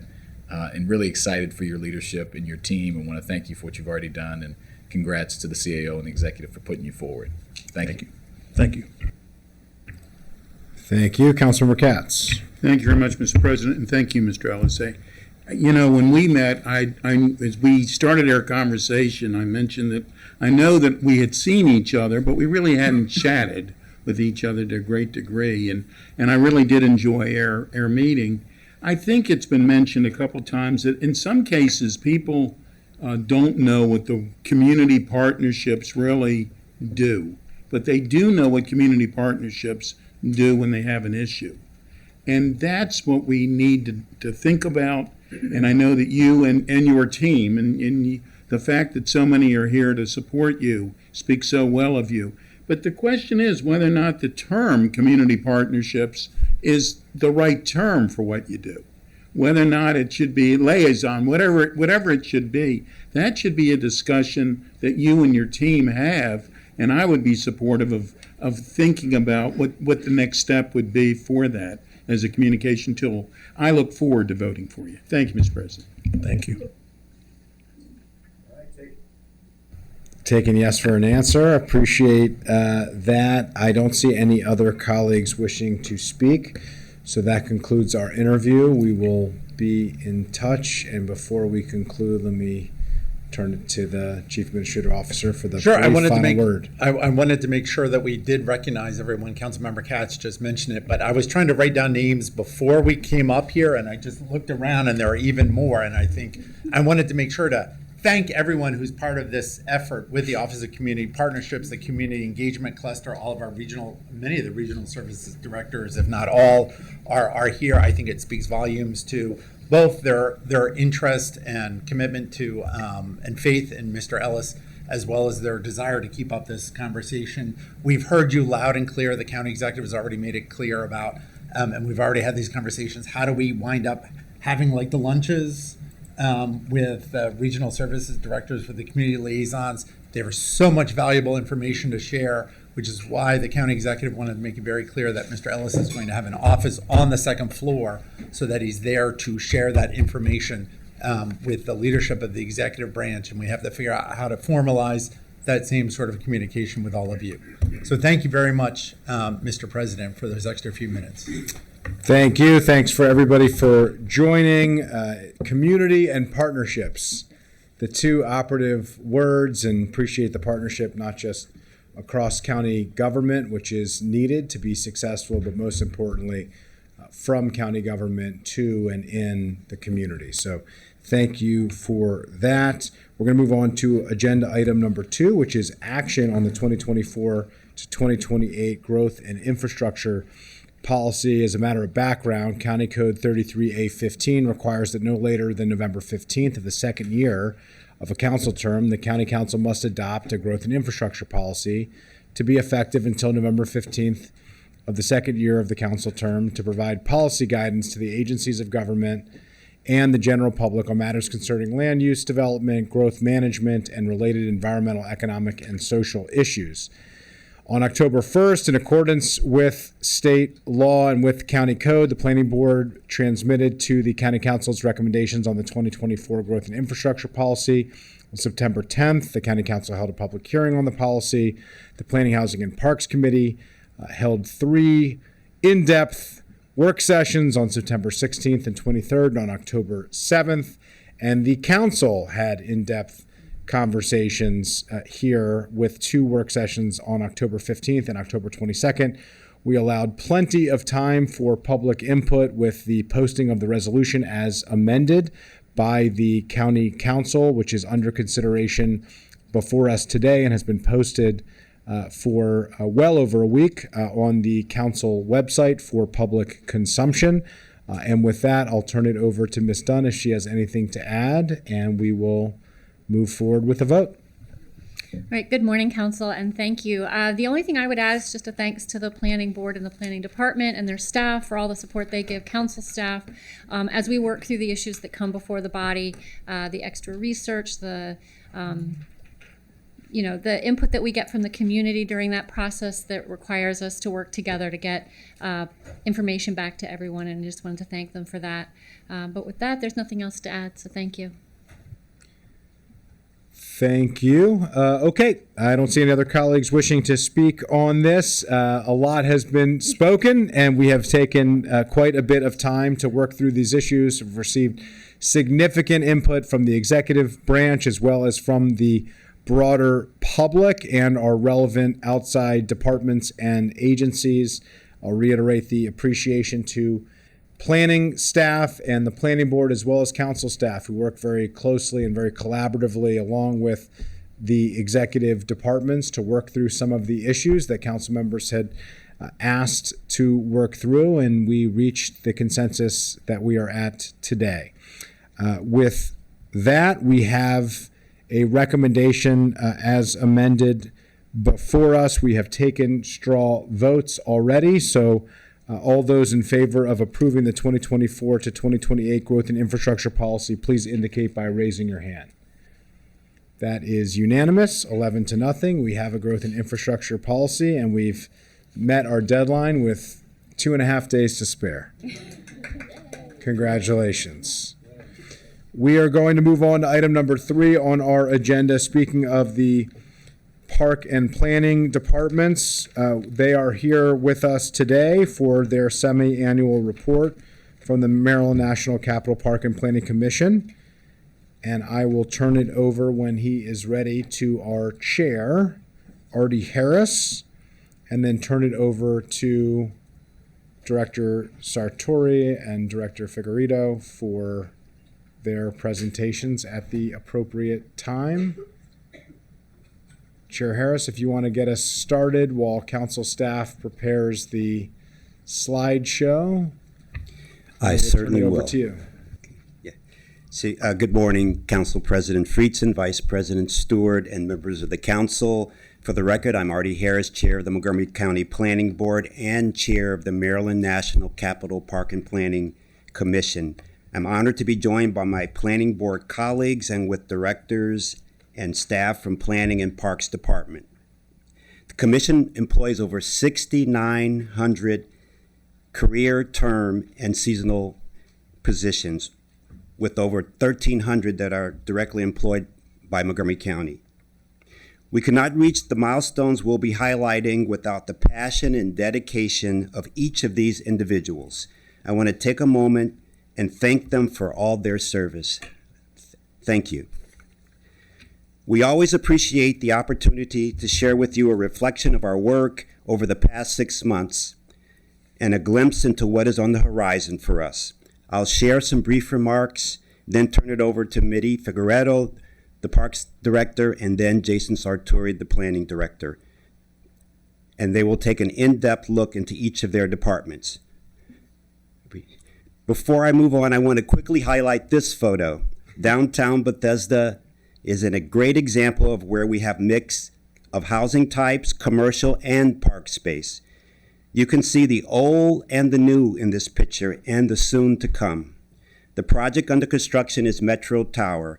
The project includes 366 residential units, including over 50 MPDUs and 11,000 square feet of commercial space. We look forward to this project opening their doors next year. In the past 6 months, we have been focusing on operational excellence within our departments and commission-wide. We have been reviewing processes through the lens of the board's priorities, accelerating housing, environmental stewardship, and climate resilience, and implementation of Thrive Montgomery 2050 and the Parks Pros Plan. We are committed to examining how we can do our work better, and I want to highlight a few areas here. It takes a tremendous amount of coordination to maintain our parks and open space and provide award-winning recreational opportunities for our residents. Parks is continually looking at opportunities for efficiencies and system improvements and to leverage state and federal resources. Did you know that our team at Pope Farm is saving us more than $150,000 in transfer station disposal fees by repurposing wood from across the system? Mitty will share with you more about this program shortly. Parks also received a $900,000 Federal Transportation Alternative Program grant to extend the Magruder Branch Trail into downtown Damascus and replace existing sections that need repairs. Jason will share with you Planning's strategic plan, highlighting several of the strategies that will continue to improve operations. He'll also share updates on the implementation of the Development Review Process Workgroup recommendations, including the Planning Academy. Jason will also share some of the innovation they are rolling out using GIS to enhance our service delivery. We view operational excellence as the backbone of our work. When I stepped into the role of chair for the Bi-County Commission in July, I began working with our colleagues in Prince George's County and our central administration services to examine our commission for organizational-wide improvements. We've revamped the budget preparation process to leverage efficiencies across both counties and central administration services. We're also reviewing organizational-wide practices and procedures to ensure that we are responding to current needs while leveraging people and systems to deliver high-caliber services. The board is leveraging policies to address big-picture needs of the county. We are focusing on design excellence, energy resiliency, and economic development. Over the past 12 months, our board has approved over 2,500 units for development. One of the challenges we are facing, though, is that over 90% of these units are in multifamily settings.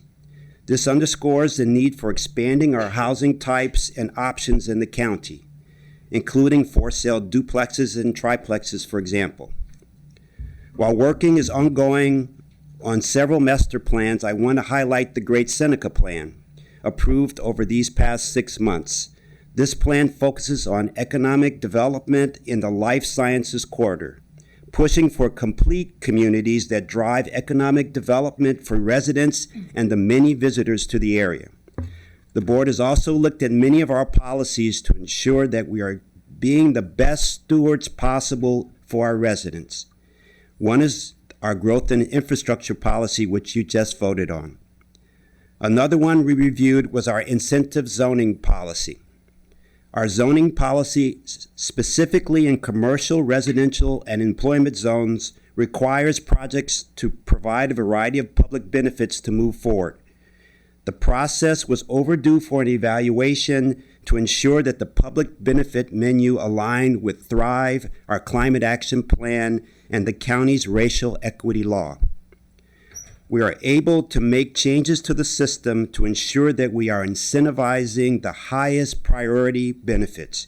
We look forward to working with PHP, the full council, on this policy. We will be starting work sessions with PHP next month.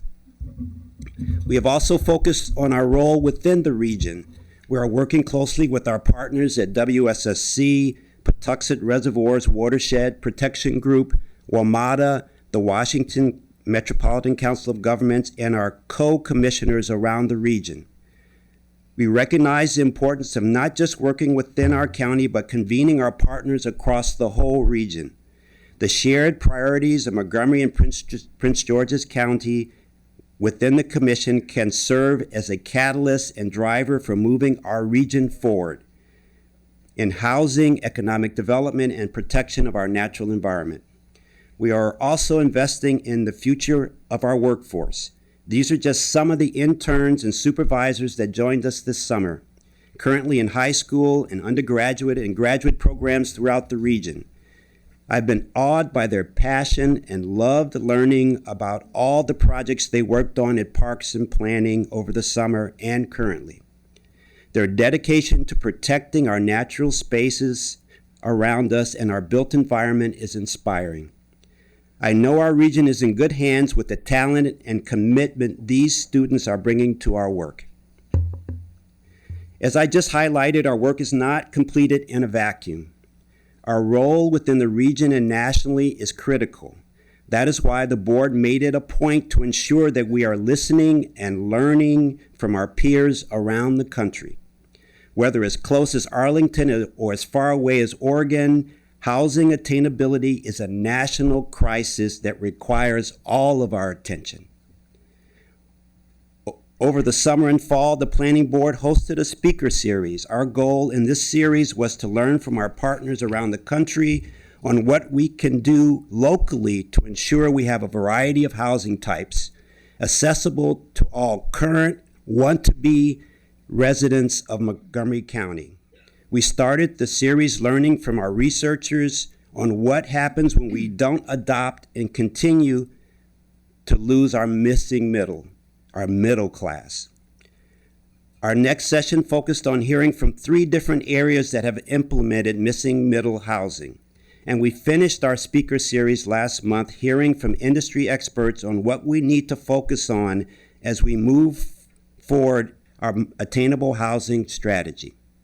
Almost 500 people joined us in person or watched live, with an additional 300 streams since the conversations. If you haven't already watched them, the streams remain available on our website. We look forward to continuing to work with all of you on next steps around attainable housing. We are your department. We know the fiscal outlook is challenging. As noted, we have revised our budget process to make sure that we are submitting to you a budget that reflects our major known commitments and clarity on any enhancements we are requesting. We have identified many areas of efficiency to ensure that we are being the best stewards possible of the limited financial resources available. Parks has done an amazing job of negotiating contracts and stretching each dollar, but we need more just to keep up with mowing, maintenance, and safety of our more than 37,000 acres of parkland and open space. And we have seen the success of Parks' activation team through the myriad number of events they are putting on each week throughout the year. Planning continues to create more opportunities for public engagement and connections in our work. We have many master plans in process and on the schedule to begin soon. We're also getting ready for the state legislative session. Last year, we saw great movement around housing and the passage of legislation to implement the recommendations of our development review process work group. This year, we are focusing on securing funds to implement the Wheaton Regional Master Plan and to bring other state resources to our area to continue to refresh our parks. We will also continue to serve as topic area experts when called upon by our delegation to support pedestrian safety, housing, planning, natural resources, and more. We're also working on reviewing the master plan of highways and transitways. We'll be holding additional public hearings this Thursday in Wheaton, and as requested by the community on January 9th at the Up County Regional Services Center to receive community feedback. Given that interest rates are decreasing and construction costs have stabilized, we should be doing everything we can to incentivize the building of more homes, especially middle missing housing. We also need to invest in school, transportation, stormwater management infrastructure, and our park system. We look forward to working with the council on the task force to analyze and make recommendations on opportunities for funding these critical infrastructure improvements. And we thank you in advance for continuing to support our initiatives to ensure that everyone is welcome in Montgomery County. I'll now turn it over to our Parks Director, Mitty Figueredo. Thank you, Chair Harris, and thank you, Council President Friedson and members of the County Council. Today, I'm going to be giving you a brief overview of the Parks Department and updating you on some of our recent work. In this semi-annual report, I'm going to walk you through the programs and events that we're organizing and hosting throughout the county that actively invite people off their couches and into our parks, the park planning and construction projects that keep our park system up to date and in good working order, and our environmental stewardship efforts, which are a core part of our mission. And then I'm going to talk about the importance of maintaining what we have. And while I'm going through the presentation, I'm going to touch on some key themes: the importance of parks to our quality of life and the value we provide, the extent and scope of our facilities and programs all across the county, and what it takes to maintain a 100-year-old park system of this size and scale. So you've probably heard me say this before, but it does bear repeating. We conducted a few years ago a statistically valid survey of more than 850 county residents and asked them what makes Montgomery County a great place to live. And they told us public safety, public schools, and parks. But our resources aren't inexhaustible, so we set priorities based on what we've heard from residents, from the planning board, and from the county council. Our parks serve three main purposes: bringing people together, getting them outside and exercising, and protecting our environment. Parks is focused on providing active and welcoming places for everyone. Our county's growing older and more diverse, and if the pandemic taught us anything, it's that people really crave quality outdoor experiences. Parks are and always will be for kids, but we're increasingly hearing about the need to provide activities and programs for teens, working age adults, and seniors. And we want our parks to be accessible and welcoming to everyone of every ability. So we're also working to create culturally inclusive places for people of all races, backgrounds, and sexual orientations. We hear from residents that there are several things we should be focused on over the next several years, and those include bathrooms, the maintenance and condition of our parks, a feeling of safety in our parks, and having the right mix of amenities and activities. Our parks are places where the community comes together to gather with family, friends, neighbors, and we bring them together by providing regular activities through camps, events, and programming. And as I move through the next few slides, I'm going to demonstrate with maps that no matter where you are in the county, there is something happening in a park near you. Our nature center programs are very popular with kids and families, but we've been expanding their programming to include seniors and teens. We have 5 physical nature centers: Maydale, Locust Grove, Brookside, Meadowside, Black Hill, and we also have our Nature on Wheels bus, which expands our reach and brings nature center programs to parks and schools all over the county because we want all kids to have the opportunity to learn about and enjoy nature. We have 5 museums in Montgomery Parks, and these include Woodlawn, the Ag History Farm Park, Josiah Henson Museum and Park, Oakley Cabin African American Museum and Park, and Kingsley Schoolhouse. Our small but mighty museums team, led by Cheryl Spicer, plan and host almost 200 special events each year, in addition to maintaining and managing these very important cultural resources. We have 14 community gardens serving 500 gardeners, and we're looking to expand this program. We did a site suitability study a few years ago, and we identified some priority locations, and now our community garden team is working with our park planners to refine the criteria so we can plan the next locations for our community gardens. Our community gardens program doesn't just make plots available for gardeners to grow healthy, culturally appropriate foods. They also plan and host their own events like Foodie Fridays, which hosts talks on food-related topics, and it brings together people interested in our food system to discuss ideas and, of course, share food. We also have a dedicated parks activation team that plans dozens of events all over the county that are becoming very familiar and beloved with our residents, and these include Acoustics and Ales, our Sunday Serenades in Cabin John, Shakespeare in the Parks, and our Parks Playhouse Junior Series. Over the last 3 years, we've seen attendance numbers rise by 50% each year. Another great benefit of these programs, like Acoustics and Ales and our Parks Ale Trail, is the opportunity for local businesses like food trucks and breweries, Silver Branch, Baby Cat, Waradaka all come to mind, to participate and grow their business.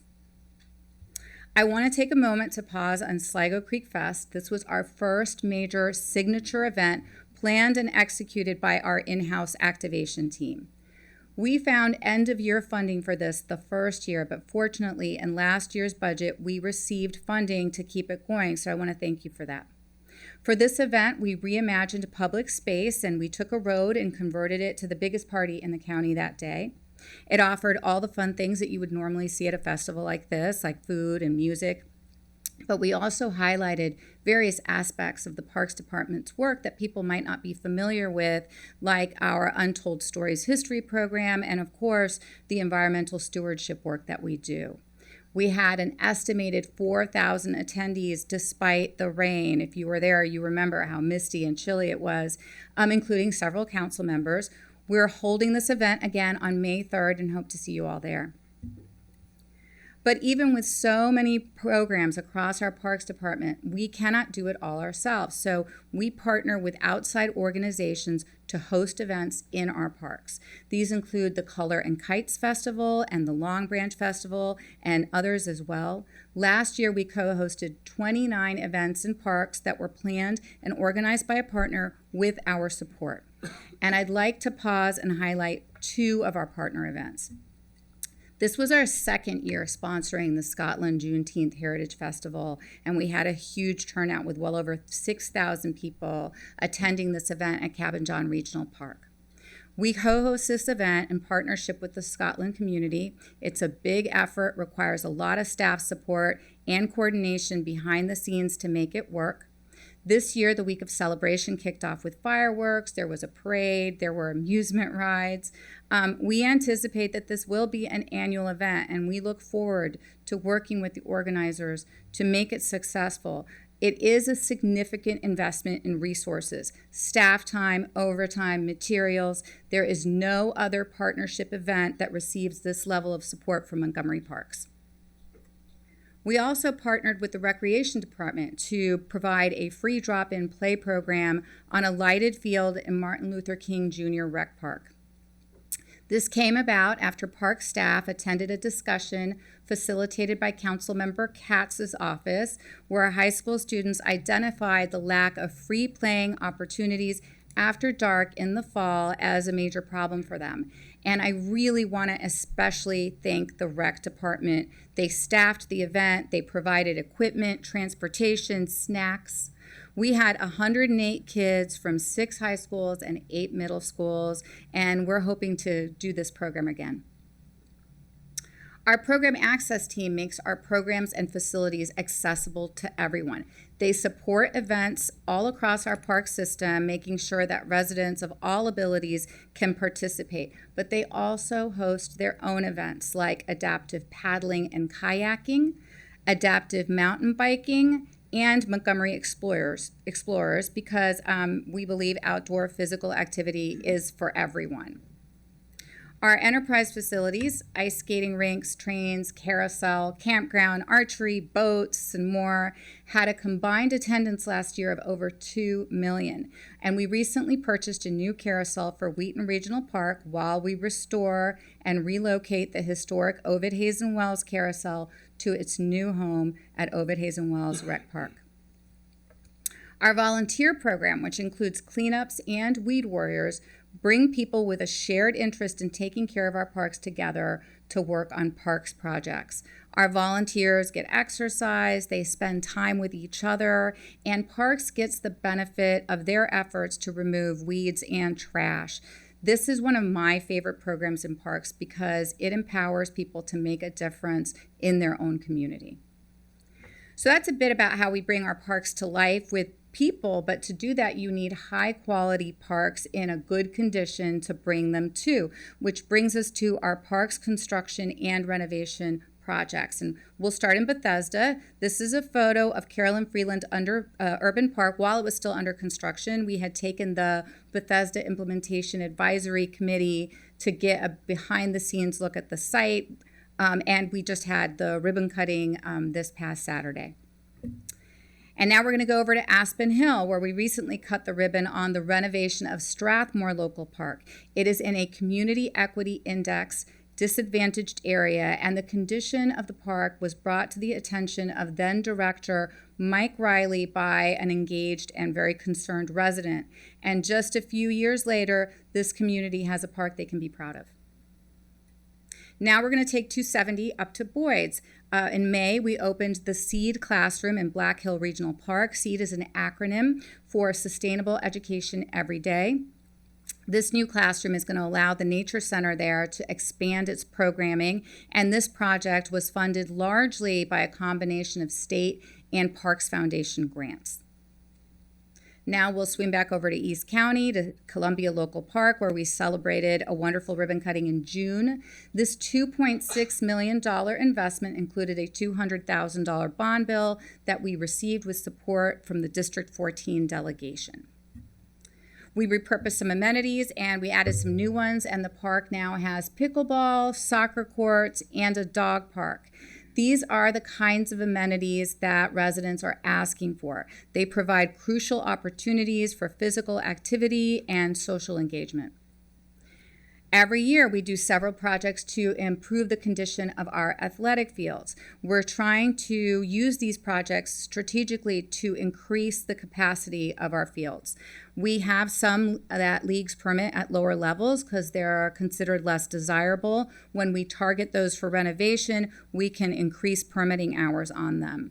And this example takes us to Brookview Local Park in a part of Greater Silver Spring that is in a Community Equity Index disadvantaged area.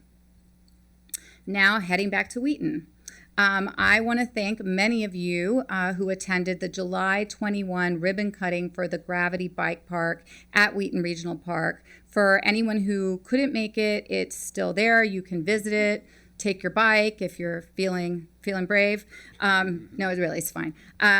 One of the first things that we've been able to execute from the Wheaton Regional Park Master Plan is renovating our natural surface trails and adding this new amenity. It has a downhill mountain biking track with an easy line and more challenging ones. I did the easy one.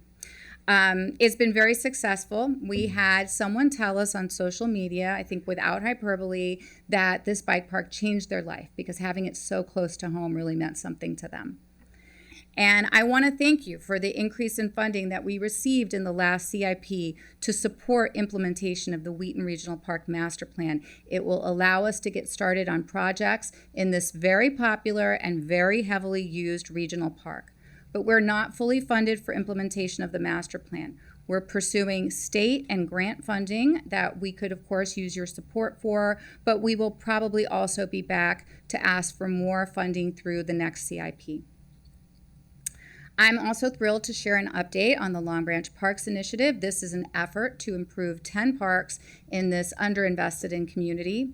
The Long Branch Parks Initiative focuses on connectivity in 3 ways: connecting people to parks, connecting them to each other, and connecting our ecosystems. And we knew when we started that it was going to be really important to engage the community and bring them into the process. So we had focus groups with teenagers and their parents in both English and Spanish. We had 3 methods of getting survey results. We had an online survey, an in-park survey, and we also knocked on doors to talk to people in their own homes. The results of this intense outreach was a demographic profile of respondents that, like the PROS survey that I mentioned earlier, was much more reflective of the actual demographics in the community than we would normally get from traditional methods like in-person meetings or even online surveys alone. So we took that feedback and immediately we started developing recommendations and implementing them. We have projects at different stages of planning and design in all 10 parks. Some of them are longer term concepts. We've already used federal grant funds to replace bridges. We've repaved the Long Branch Trail, and we've deployed hundreds of volunteers to clean up trash. We have parks such as Long Branch Local, Long Branch Garland, and Long Branch Wayne in design right now. We expect construction at Long Branch Garland later this year. So we've covered a lot of ground already, but I would be remiss if I did not turn our attention for just a moment to our environmental stewardship work. It is part of our core mission. We take it very seriously. It's necessary, but it's also popular with our residents. They want us to preserve habitat, maintain our tree canopy, improve our aquatic resources, and clean up our streams, and they want beautiful places to go and explore. We have a highly trained team of arborists, wildlife biologists, engineers, and other trained professionals who are dedicated to using a science-based approach to manage our natural resources. And after finding out at last year's Sligo Fest that we have freshwater eels in Sligo Creek, Councilmember Stewart's curiosity was sparked. She joined us not once but twice at our biological monitoring sites to help us, catch some critters. This team of parks staff professionals, they keep an ongoing eye on the diversity of the fish, reptiles, insects, and other critters in our streams, and that informs our stream restoration efforts. So it is no small thing to manage 37,000 acres of parkland. About 70% of that land is held in conservation, so it sees limited development. And as you all know, non-native invasive species are an overwhelming problem. They're a scourge in this county, and our resources to remove them are limited. But thanks to the council's support for the stewardship of natural areas, we were able to hire 2 new natural resources staff, and we have 1 more coming soon. We're now expanding those N&I removal efforts to 24 environmentally sensitive sites, and we're also focusing efforts in Long Branch. We take our sustainability mission very seriously. When we say we recycle, we really mean it. So for example, take the life cycle of a tree. A tree removed from a park is 100% recycled and or reused. Branches and leaves are used for wood chips, mulch, organic compost.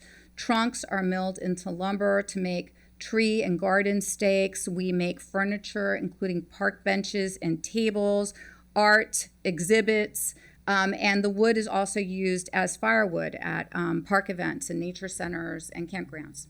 Excess wood is sold at our annual urban wood sale, which we just had this past weekend, and you can see a picture of a completed coffee table and a bench.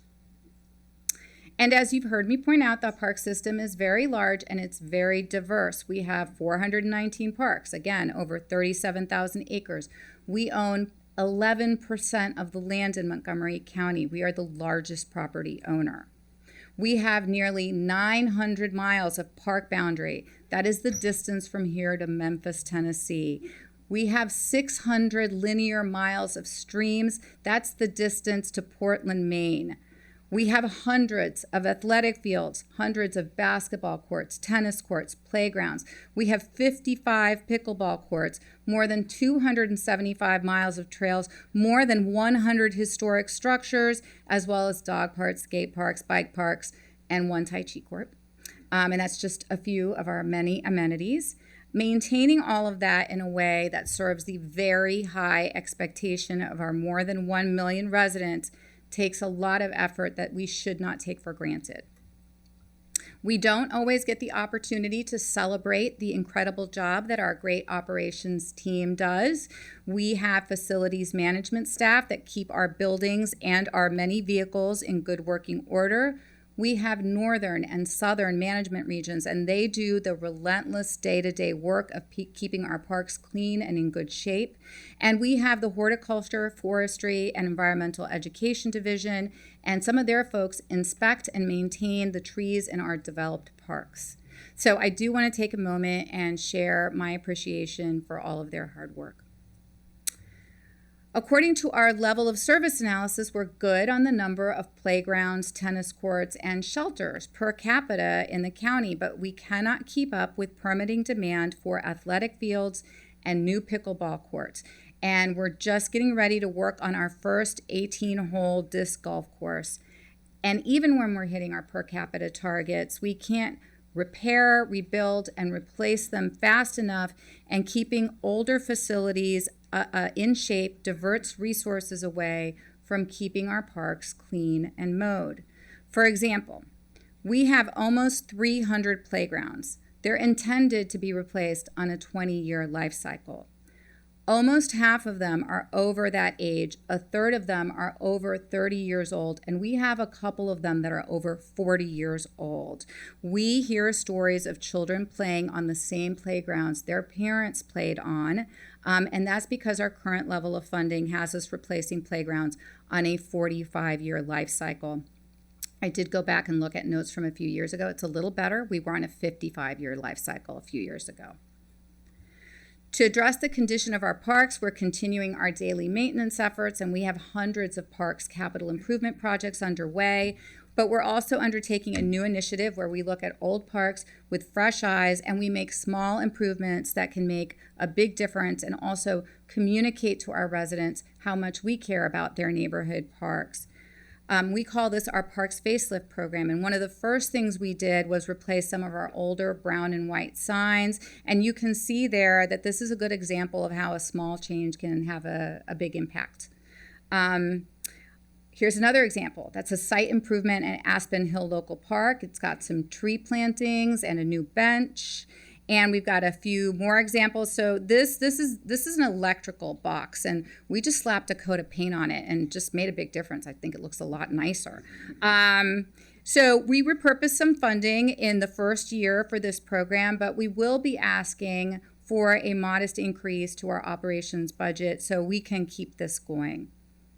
And here I'm just going to close out with an image from our Acoustics and Ales. I think it was one of the few ones that didn't get rained out this year. This one was at North Four Corners. We had about 1,000 people come out to enjoy themselves, music, food, hanging out with their neighbors.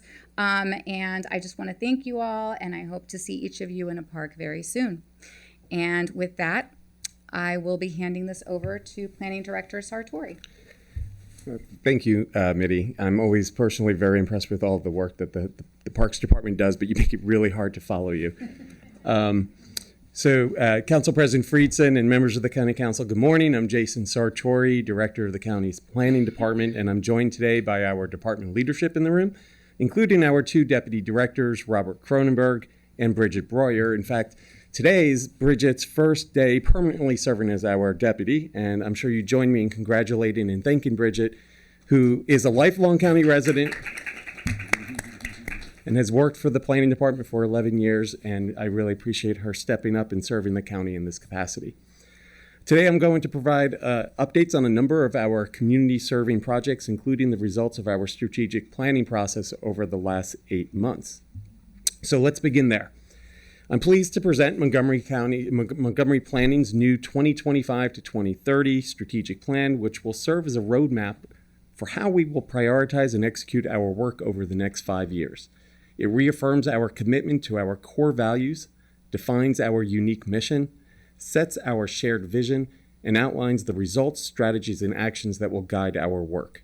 Grounded in many of the same elements that we find in Thrive Montgomery 2050, this plan is a call to action for how the department will move its work forward, having the greatest positive impact on Montgomery County's residents, with commitments to strengthening our county's economic competitiveness, sustaining our environment, and supporting our commitment to equity.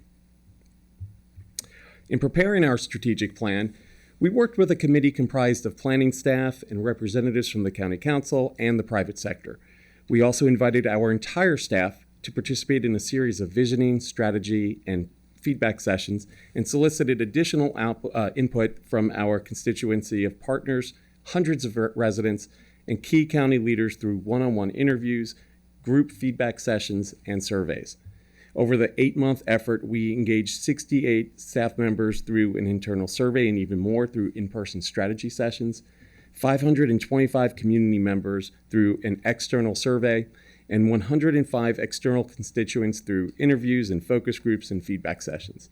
We even sought feedback and ideas from Montgomery Planning alumni and enticed them to participate by inviting them to our annual staff picnic for the first time. But our strategic plan is based on much more than the ideas and interests of our constituents. As you can see on this graphic, the strategic plan takes into account existing county and department plans, priorities, policies, and strategies. Internally, we looked at our efforts to identify Thrive implementation strategies. We looked at the Attainable Housing Strategies effort, our Equitable Engagement Strategy, our Placemaking Strategy, our Technology Strategic Plan, and our Corridor Planning Strategy. Externally, we reviewed the Parks, Recreation, and Open Space Plan, the county's Economic Development Strategic Plan, the recommendations of the Development Review Process Work Group, the county's Vision Zero Action Plan, and the county's Climate Action Plan. These all identify actions for the planning department to take on, and we've incorporated them as appropriate in our strategic plan. Ultimately, the strategic plan is what we will use to guide the work program and budget requests that we submit to you. So together, let's go ahead and build what we refer to as our plan on a page or roadmap. When we're all done, this slide will have all of the primary elements of the plan in one place. In preparing the contents of the plan, we started by identifying our shared values, our shared beliefs about how we will go about doing our work to execute our mission. The values we identified include transparency and integrity, diversity and inclusion, people and the environment, objective, data-driven decision-making, and equitable outcomes. These core values framed our efforts to draft a new mission and a new vision. Our mission, or our purpose, is about the unique role that we play. We deliberated on the wording on this for quite a while, and we were very intentional with the words that we used. We wanted something that was direct and simple, yet comprehensive. Montgomery Planning's new mission is that we collaboratively plan for equitable, sustainable, and economically healthy communities.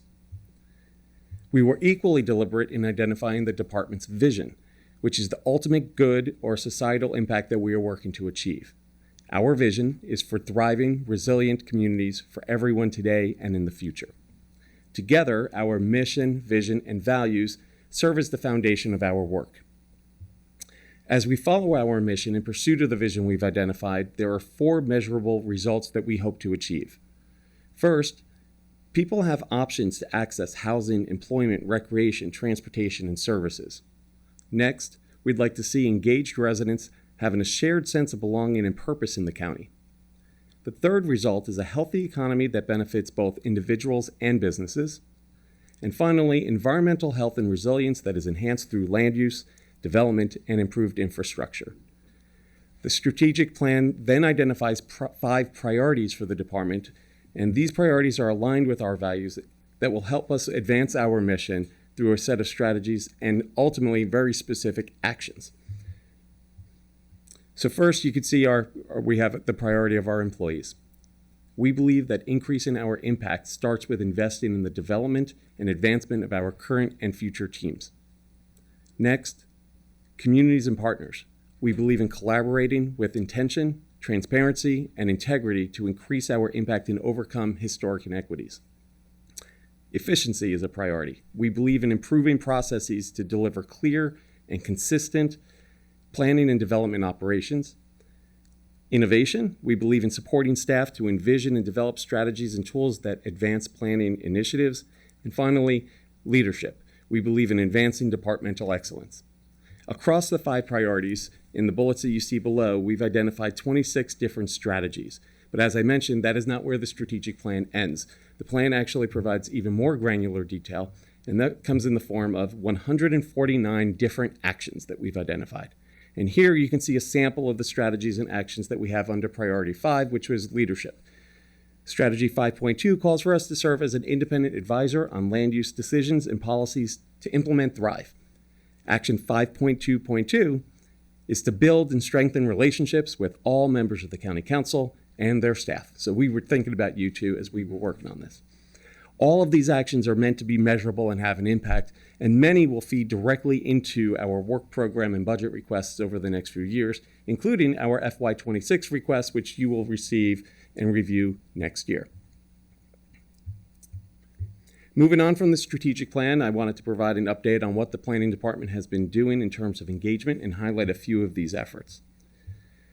Community engagement is a cornerstone to the planning process and one that we take very seriously. Planning staff has been active on this front since our last semi-annual in the spring, and you can see in the top left some of our planners at the Wheaton Arts Parade, where we had a booth and boards with demographic data on the Hispanic population in the county that was provided by our Research and Strategic Projects Division, led by Kerry McCarthy. In the top right, our Mid-County Planning Division, led by Kerry Sanders, has recently completed a series of meetings to brief the community on the preliminary recommendations for the University Boulevard Corridor Plan. Bottom right, staff from our Up-County Planning Division, led by Patrick Butler, were joined by Councilmember Balcom at Black Rock during an outreach event for the Germantown Employment Area Study. And finally, in the bottom left, our Down County Planning Division, which is led by Elza Heisel McCoy, has been holding a series of community visioning sessions for the Eastern Silver Spring Communities Plan. As always, our engagement is centered on equity and focused on meeting people where they are. We heard about this earlier. Not only does that mean for us that we must embed ourselves in the community, it requires that we translate materials into other language and even hold meetings in other languages, like a University Boulevard meeting that we held in Spanish. I'm also excited to highlight the success of the Damascus Placemaking Festival. Over the weekend of October 17th, thousands of community members attended the event, which temporarily reimagined a portion of Main Street in Damascus.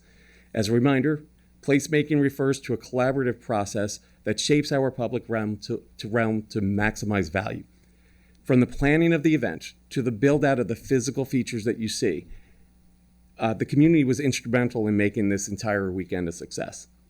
We have been inspired by their dedication to Damascus and their creativity, and we look forward to expanding our capacity to be able to do these types of projects and other placemaking activities in communities across the county. Now, you will be very familiar with this, but I did want to highlight for a moment and update the council on our activities related to engagement on attainable housing strategies, or AHS. We recently partnered with Council President Friedson to conduct a series of 6 listening sessions on AHS throughout the county. And through this unprecedented effort, we heard from thousands of community members who are passionate about county housing policy. I'm proud of the work that the Planning Department has done over the past 3 years on this important project, particularly with regard to engagement. We've conducted over 40 stakeholder meetings with civic associations and community groups, in addition to the 6 countywide community listening sessions we conducted with the council. We've distributed more than 25 e-newsletters with regular project updates. The Planning Board held 3 listening sessions of its own, in addition to 11 public work sessions. We held 4 public panel discussions, bringing 11 experts from across the country to talk about their related efforts and answer questions from our board members, from staff, and the public. And we produced a 2-page explainer of the recommendations in 8 different languages. We also held 4 meetings with an external stakeholder group, 6 virtual office hour sessions for the public, and produced 2 informational videos. We look forward to continuing the conversation with the public and with the County Council as we look to increase housing options and create more opportunities for housing here for people at all income levels. I also wanted to highlight a new story map tool that we've added to our website, which illustrates the history and geography of housing development in Montgomery County since 1940. This content was developed by Ben Kraft in our Research and Strategic Projects Division, initially for a blog post where he shared data on the past 100 years of home building in the county. Our GIS team, including Colin McNamara, who's here today, and is part of our IT division, which is led by Vince Hugh, also here today, took the data and visualized it through a story map. And I'm just going to show some of the maps and highlight a few of the associated bar charts, but I encourage you to scan the QR code that you see here. It'll stay up on the screen for a while to take in the full story map. So starting in 1940, we predominantly see single-family detached units appearing in the kind of lilac color in the Silver Spring, Tacoma Park, Bethesda, and Chevy Chase areas. Here we see continued expansion of single-family detached development through the inner suburbs by 1950. By 1960, we see I-270 appear. You'll also see parks come onto the map as we acquire parks in the county. We see I-270 appear along with the more parkland. We see further expansion of single-family development through the Wheaton area and some multifamily development in the East County and downtown Bethesda. The 1960s actually generated our first big housing boom with 31,000 new single-family detached homes, 33,000 new multifamily units, and about 3,000 new townhouses. By 1970, our single-family unit count had topped 100,000 units for the first time, and we see the Beltway appear on the map, along with pockets of sprawling, small, single-family development throughout the county. By 1980, we continue to see sprawling and dispersed residential development further out.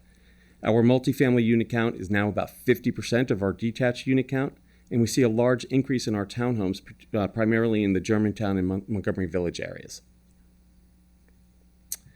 In 1990, you now see the Ag Reserve appear on the map, and the result of the 1980s housing boom. That was our largest. We had more than 81,000 units built in the 1980s. 28,000 detached homes, 29,000 townhouses, and 24,000 new multifamily units. Residential development continued through the 90s, but at a slower pace, and by 2000, we now had over 100,000 multifamily units. By 2010, you can really start to see the success of the Ag Reserve kicking in here and preserving land as the rest of the county fills in with that lilac, that orange, and that blue. You see a lot of the white in the area that is the Ag Reserve. By 2020, our multifamily unit count was about 3/4 that of our single-family detached count, and the vast majority of new development over the past decade was in mid and high-rise multifamily. And then brings us to today. At this point, our total unit count has exceeded 400,000 units. Single-family detached homes make up 46% of our housing stock. Townhomes make up 18%, and multifamily units make up 36%. The trend toward multifamily will likely continue as 87% of our unbuilt residential development pipeline is in multifamily. Over the last few months, we've been asking people to share their housing story with us, and in some ways, we see this as an opportunity for us to share the county's housing story with everyone. And I want to show a couple of the same data, but in a couple of different ways. These are the bar chart on the left shows the change by decade in the percent of dwelling units in the county by the different types that we were just talking about. The graph on the right shows the percentage of residential land area attributed to each of those housing types. The key takeaway here for me is that as the share of non-detached housing, the townhouses and multifamily, has grown over time, getting to a point where it's now more than 50% of our housing stock, the predominant use of residential land continues to be for single-family detached homes, with relatively little change over the decades. This demonstrates how townhomes and multifamily structures are much more efficient from a land use perspective in meeting our housing needs as a county. I also wanted to give a couple of quick updates on our progress on the recommendations of the Development Review Process Work Group. One that I talked about at the last semi-annual was to produce a new template for development signage to increase transparency about proposed projects. The new signage provides clearer information, a rendering of the proposed project, and a QR code to help the community quickly and easily access up-to-date information about the project. Here is one that is one of the new signs on the left, along with a picture of the actual sign on St. Elmo Avenue in Bethesda. And you can actually scan that, and it will bring you to information about that application. Another work group recommendation was the creation of the Montgomery County Planning Academy, which was generously funded by the County Council in our FY25 budget. And I'm happy to report that we've been making progress on this effort. In 2025, we will launch the Academy as a program focused on empowering diverse stakeholders from across the county with the knowledge and resources needed to fully engage and advocate for themselves and for their communities throughout the planning process. The approach that you approved with the budget was an online module-based program that will open this up to as many residents as possible. We are currently working with DPS to finalize a scope of work with our consultant, and over the coming months, we will build out the curriculum in consultation with DPS, MCDOT, and the county's Office of Racial Equity and Social Justice. Turning to one of our core functions, our planning teams have been hard at work developing new plans for communities across the county. As I mentioned earlier, the Eastern Silver Spring Communities Plan team just finished visioning exercises with the community and will pursue additional community engagement over the coming months while also conducting new technical analyses. This plan includes sections of 3 different growth corridors, Colesville Road, University Boulevard, and New Hampshire Avenue, and includes single-family and multifamily residential, commercial, and institutional properties, as well as the Long Branch, Northwest Branch, and Sligo Creek Stream Valley Parks. Our Clarksburg Gateway Sector Plan team will soon be briefing the board on its preliminary recommendations and will begin to work on the first draft of the plan. The plan examines undeveloped areas, specifically the eastern side of the I-270 corridor, that have largely remained unchanged in the last 30 years. The University Boulevard corridor team briefed the planning board on its preliminary recommendations last month. The Countywide Planning and Policy Division, led by David Ansbacher, has been working on an update to the Master Plan of Highways and Transitways. This has largely been a technical update to ensure that to reevaluate the classifications of our streets and target speeds of all master planned roads. But due to feedback from the community, the planning board is now considering whether or not to recommend the removal of M83 from the plan. Not listed on the screen, we've also prepared a public hearing draft of the Bethesda Downtown Minor Master Plan Amendment. The board will hold a public hearing on the draft of that plan the evening of Monday, December 2nd, and will hold its work sessions through December with an intention of delivering the plan to the council by the end of the year. And finally, coming off the Friendship Heights Urban Design Study, the Down County Planning Division has started work on the Friendship Heights Sector Plan and is currently determining the plan area. Our Historic Preservation Office has also been busy preparing recommendations on potential historic designations. Romeo and Elsie Horad and their family work to improve conditions for African Americans in Montgomery County, particularly around housing opportunities. Their house, which is under consideration for designation as part of the University Boulevard Corridor Plan, is located in Wheaton. The Community of Faith United Methodist Church and Cemetery in the Rocky Hill community, shown in the picture here, is one of the earliest African American communities in Clarksburg. The building functioned as a place of worship and school until the construction of a now demolished, segregated one-room elementary school that was built in 1890. The team is also researching the Clarksburg Heights and Rocky Hill community for designation as part of the Clarksburg Minor Master Plan Amendment as a significant African American historic district in Clarksburg. And then both Timberlawn and Brook Road are standalone designations. These are not part of an area master plan that we're currently working on, and we're requesting that these be formally added to our work program. Both properties are being researched for designation in the master plan for historic preservation at the request of the current property owners. Timberlawn is the former residence of Eunice Kennedy and Sergeant Shriver on Sugarbush Lane in Rockville. And 18583 Brook Road has been continuously owned by one of the oldest African American families in the Sandy Spring area. And you may recall that the Planning Department has been studying the recommendations from the 2009 Germantown Employment Area Sector Plan to evaluate whether they have been realized and to determine what, if any, interventions may be needed to support the plan in the years to come. Instead of concluding the study, we are requesting that the Council convert the study to a sector plan amendment to better align the plan with Thrive and address the challenges that we've identified. A significant issue is the very specific land use mix required in the existing sector plan, which is not compatible with a post-pandemic office and retail market. Additional issues we would like to address with a sector plan amendment include the need for more housing, a desire for a more vibrant and activated town center and retail centers throughout the plan area, the BLT or building lot termination purchase requirements of the area's overlay zone, the safety and configuration of roads and transportation systems in the area, updates to recommendations related to the previously envisioned Corridor Cities Transitway, and school capacity issues in the area. With the number of challenges that we've identified that could benefit from immediate action and the opportunity to make the most efficient use of our time and resources, we are requesting that the County Council convert the study on our work program to a sector plan amendment.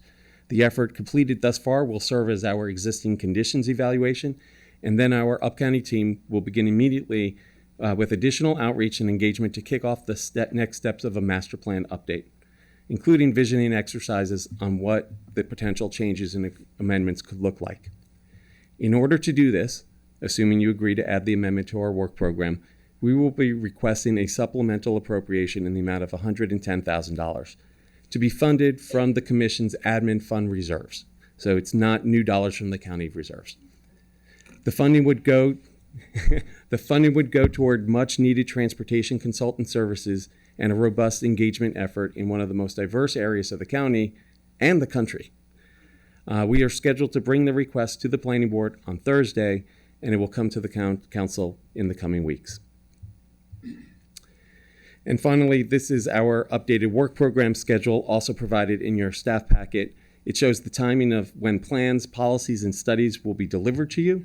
I did want to highlight a few quick changes. The Eastern Silver Spring Communities Plan, in improving the plan's scope of work, the Planning Board expanded the plan area and additional time is needed to engage with the added communities, including the businesses and properties in Long Branch. This extended the council delivery date into the 2026 election season, and so the transmittal to the council has been pushed off to December 2026 when the next council is seated. The Georgia Avenue Corridor Plan, we increased time here for staff analysis so we can conduct a very deliberate corridor zone approach and analysis, similar to what we've done with University Boulevard. And then finally, the parking lot design study is a little delayed. Signing the grant agreement with the Federal Highway Administration has taken a little longer than anticipated. However, we are expecting that to be signed any day now. And I did have one last slide I wanted to throw in here. We are really proud of a number of awards that we've received recently from the American Planning Association. The Maryland chapter recognized the Great Seneca Plan with the Community Engagement and Education Award, and the Fairland and Briggs Cheney Master Plan with the Long Range Planning Award. The National Capital Area chapter of the APA recognized us with the Planning Excellence Award in Transportation for the Pedestrian Master Plan, and the Planning Excellence Award in Advancing Diversity and Social Equity for the Mapping Segregation Project. And while we are the agency receiving these awards, we see them as recognition of the work that the Planning Board and the County Council efforts and the community in guiding, modifying, and adopting these plans and these projects. So I congratulate each of you as well on that. Yeah, thank you, Director Sartori. I wanted just also to say that you appointed a great board, and I have two of the board members here today that were able to take time to come, Vice Chair Pedowin and Commissioner Linden. So I thank for them, and then also thank you for the time to share what we've been up to the past 6 months, and I hope you also see the great work that the departments have been doing, and we welcome any questions you may have. So thank you very much.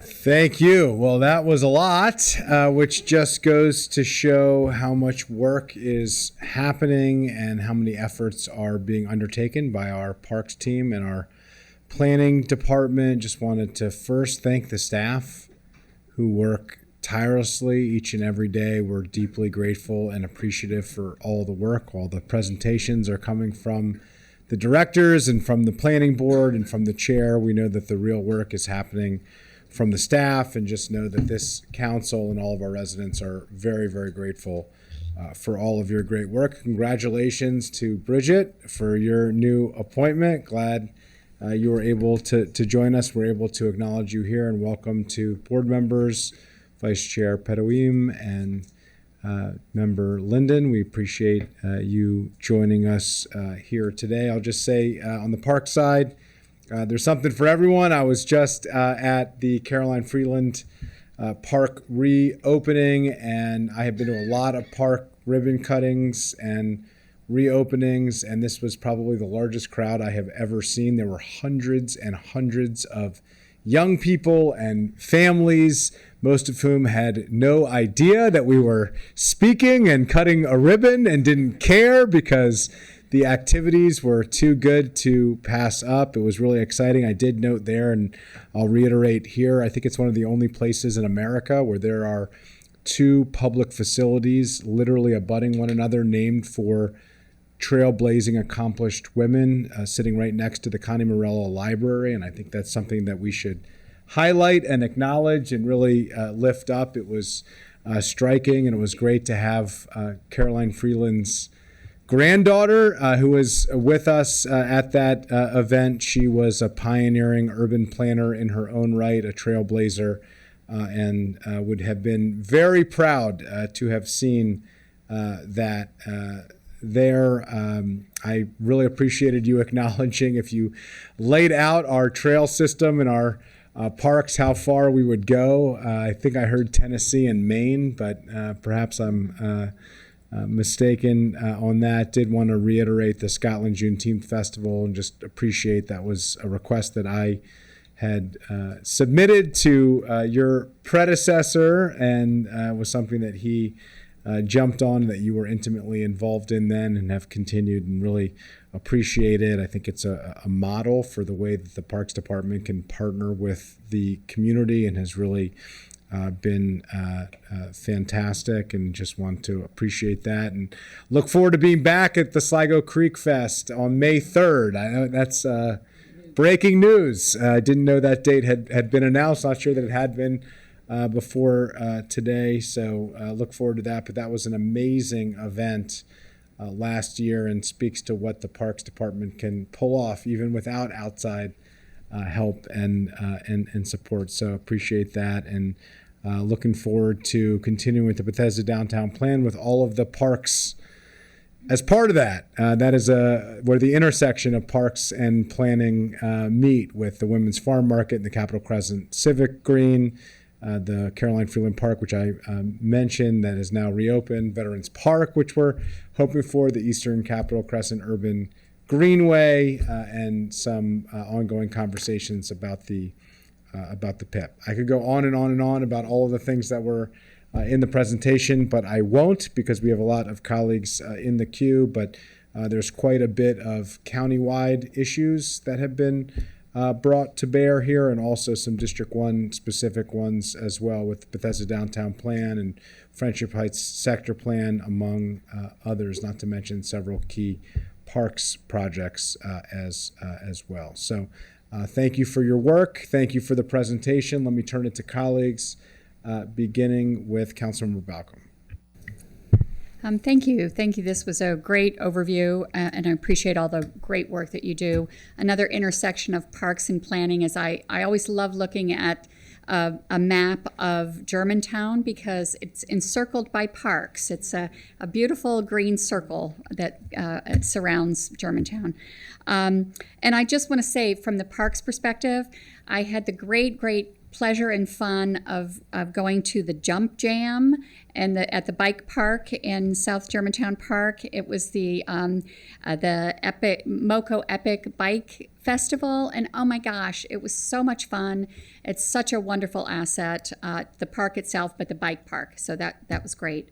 And from the planning perspective, I really do want to thank your staff, particularly Mr. Ansbacher and Ms. Aldrich, for the M83 discussion and the listening sessions, and adding the listening sessions in the Up-County. It's been, I know it's a difficult topic, and your staff have just been really fabulous in responding to the community on all sides, so I appreciate that.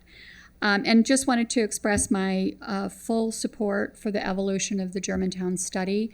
I think that it's makes so much sense to just move directly into the sector plan. It will save the momentum and the team being together and to move that forward. So thank you for all you do. I look forward to the Clarksburg Gateway sector plan moving forward and the Germantown study. So thank you. Thank you, Councilmember.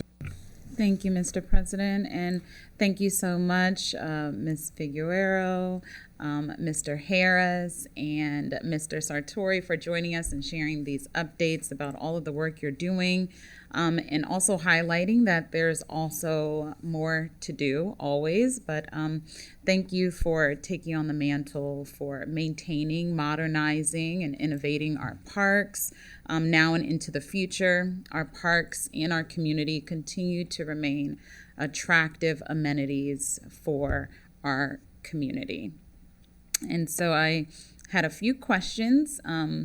I just wanted to ask Ms. Figueroa, what is the process for selecting which park projects move forward? I noticed in some of our red equity index areas, there were no projects, and wanted to ensure we're not leaving any communities behind that are also deserving of the incredible amenities you shared. Absolutely. One of the key factors that we evaluate when we determine what projects we're moving forward with that are funded through our CIP is equity. And to make that decision, to make those determinations, we rely on data, including the Community Equity Index analysis and mapping that the planning department did. And we actually have quite a large number of projects in equity areas. So, for example, Long Branch is in an equity area, and we have 10 park projects going on there. The Strathmore Local Park project that we cut the ribbon on recently is also in an equity area, and we are working really hard to make sure, part of setting priorities is you have to set priorities. Not everything can be a priority or else nothing is. And what's really critical to us is really trying to hold the line and make sure that we are directing resources to the areas that need it most. I hope that helps answer the question, but we look at data and include that as a factor. Okay, thank you. I noticed in the natural resource management team update, there was a prescribed fire that occurred, and wanted to know a bit more about any future planned fires. I used to work at the Nature Conservancy, so I have seen this. I didn't know that we were doing this in our own backyard, so it's an exciting opportunity to restore that area, and so wanted to learn more about that and what's planned for the future. Yeah, I believe that was the first one. Okay. But you're aware of this because of the work that you've done. Prescribed fires are important tools in meadow management in particular. So I think we'd like to keep doing it. It's very heavily regulated. It's obviously the kind of thing that you need to know what you're doing, or things could go terribly wrong. But yes, I will be happy to share more information with you about how we're selecting locations for that and where we might be doing it again in the future. Awesome, thank you. And one last question for our planning department. I noticed an intentional focus on the department's engagement with our community, which has increased our inbox of constituent concerns. Just wanted to know if you had any takeaways on whether these efforts have successfully improved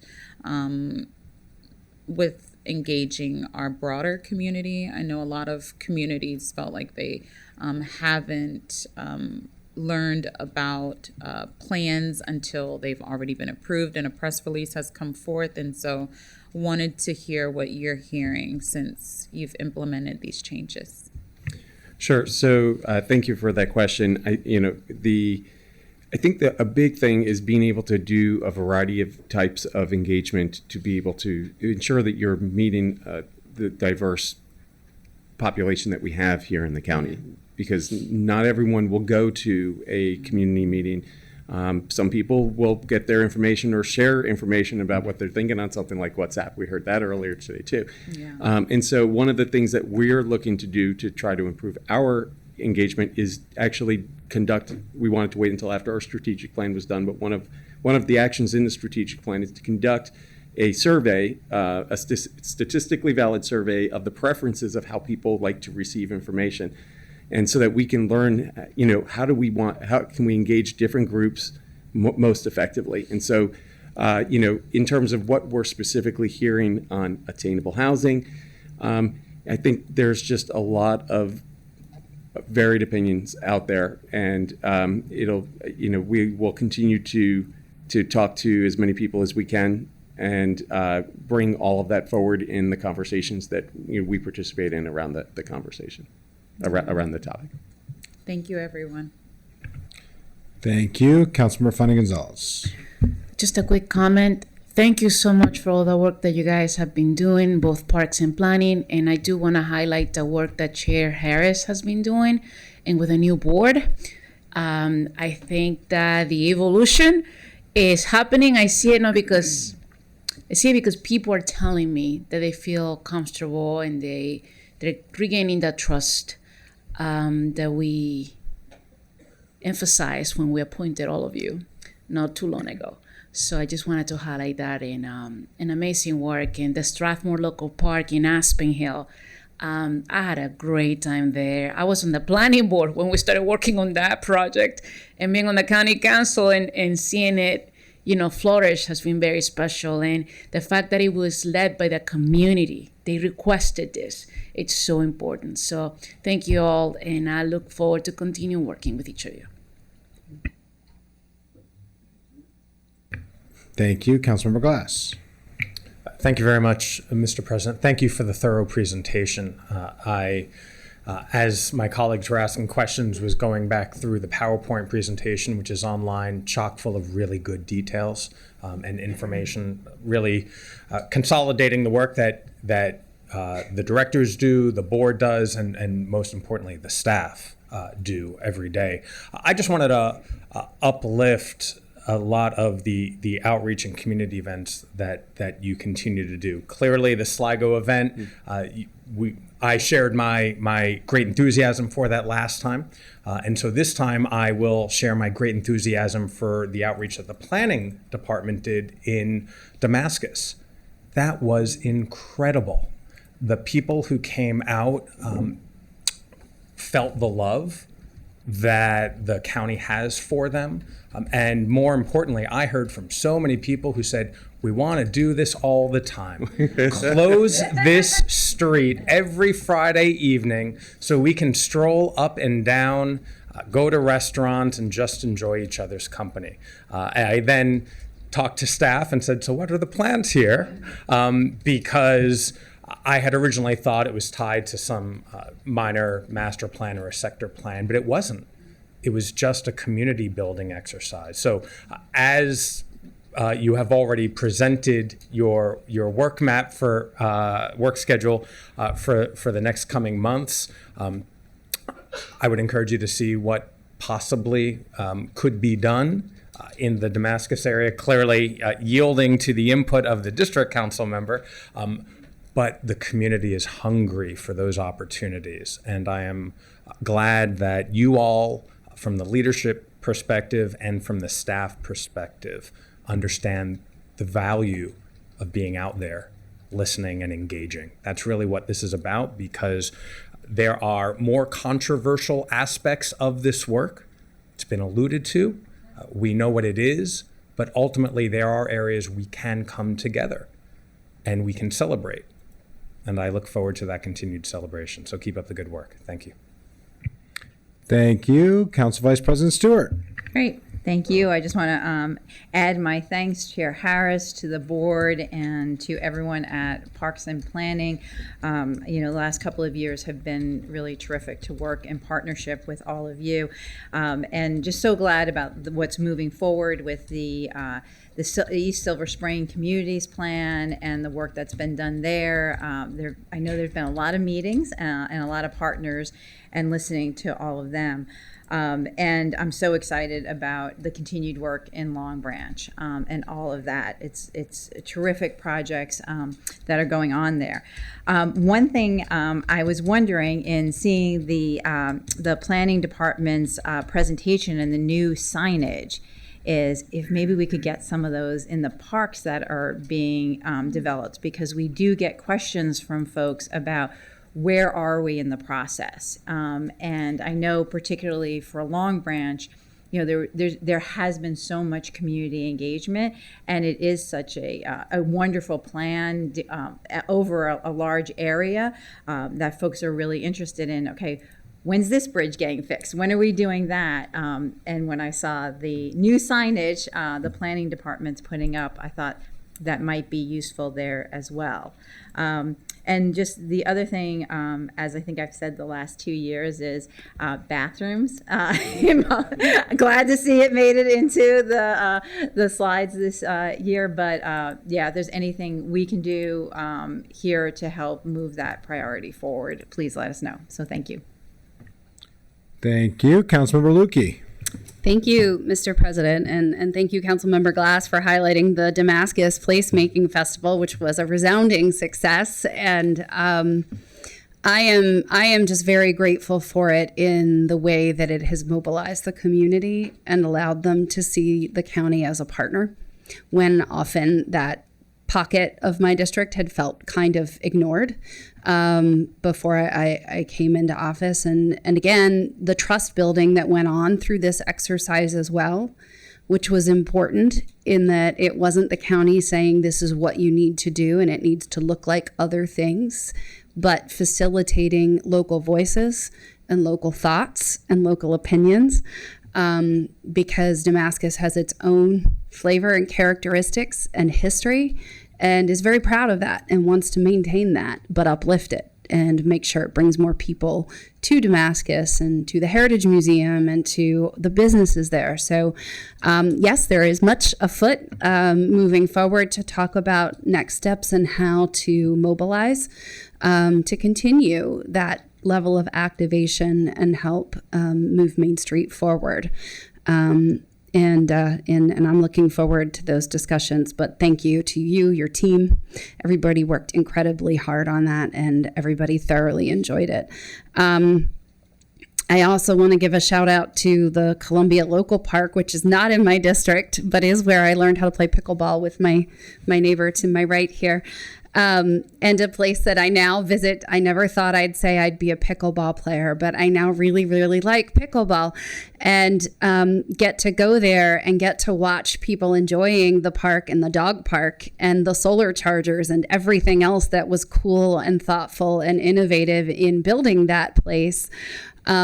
And not be a council member, just be somebody else who's using the park where other people are happy to share how much they enjoy it too. And so that's super fun. And that was a great event, along with the many others that have happened over the past few months that have brought a lot of joy to the community. So question. One is for parks, which is, you know how much I have been asking about a bocce court. So of course you knew I was going to ask you where that is in our planning. Regarding the bocce, and we're calling it a bocceplex because we've determined that what we really need are multiple bocce courts in one place so people can have tournaments. We're still doing the site selection. We're further along in that process. Hope to have some sites picked and be able to move forward with that, and we'll keep you updated. Thanks. We do have one bocce court coming in at South Silver Spring Park, and that'll be delivered later in 2025. I did want to mention, since you brought up pickleball, we're cutting the ribbon at East Norbeck on, I think, 6 new dedicated pickleball courts tomorrow. So, adding some more to our inventory. All right. Well, now I'll have another spot to go play that's also close to my house. And then my other question is for Director Sartori. And you and I have spoken about this, and Chair Harris, and I want to thank you again for the level of community engagement and outreach that was done over the Attainable Housing plan. And very much where I sort of see this in my own work, in my own community engagement, and I think is critical for planning as well, is to be able to do that type of engagement when it's not tied to a specific plan like Thrive or like the attainable housing strategies, but to be able to have that face time and that opportunity to level set. This is how zoning works. This is real, some basics of real, like what the nexus between zoning law and property law is not something that is known to many people. And yet it's something that's really important. And as you now know from all the engagement that you did, lots of people want to talk about their thoughts about these things, but they don't have an outlet necessarily to ask questions when there's not a thing to be reacting to. And so I think if we can think how best to engage the community, not necessarily about a specific thing, but it as a broader overview, that again is a part of trust building and understanding and facilitating the knowledge base, and helping people to make informed decisions and figure out where they are themselves on different things, by having that more solid foundation. So that's my ask for you, but thank you all for all that you do. If I could real quickly just respond to that. I think that Sure. it's, one of the things that we think is really important, and we talk about this in our strategic plan, is trying to embed ourselves more within the community so that we are seen as partners when, as you're saying, all the time, when not just when there's some major controversial initiative that's being discussed.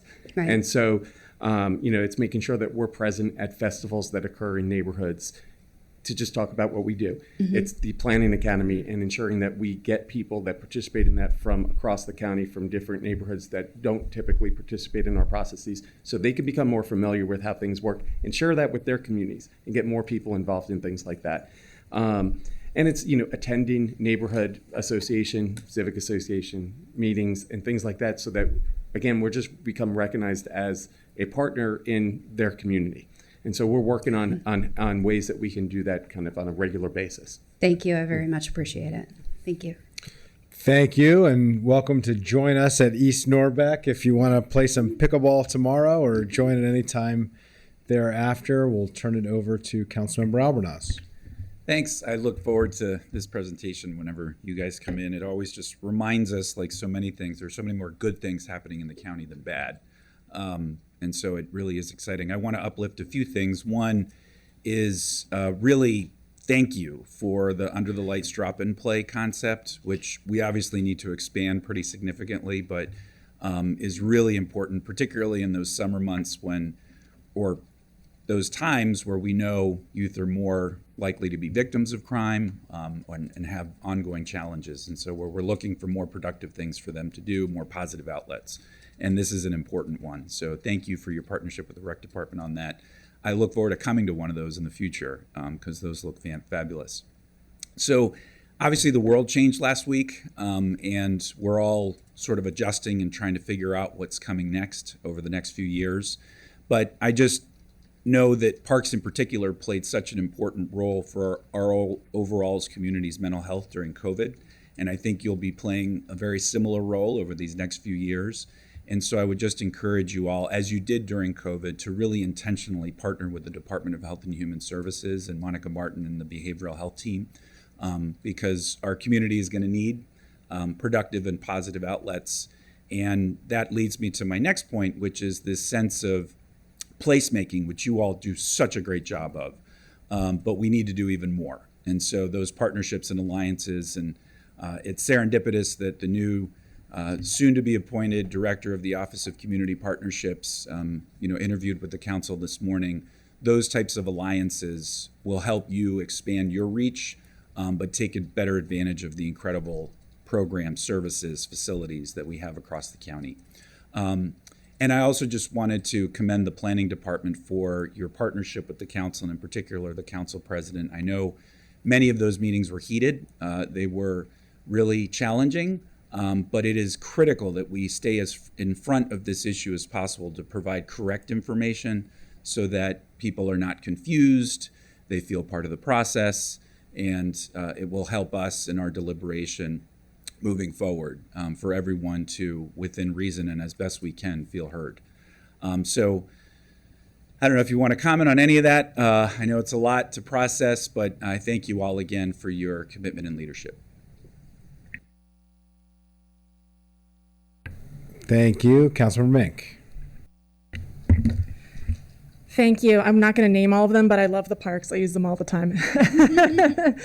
And I really want to appreciate, as always, a significant emphasis that you all put on doing really quality community engagement, deep engagement in a wide variety of ways. It's really helpful for us, for me, to have all those opportunities to point community members to be able to have questions answered and concerns addressed, to get a fuller understanding, and also the ability to work with you all to help community members set up other smaller meetings. That's incredibly helpful. So thank you for that. And as Councilmember Albornoz pointed out, sometimes those can be tough, but we continue to do that work because that's important.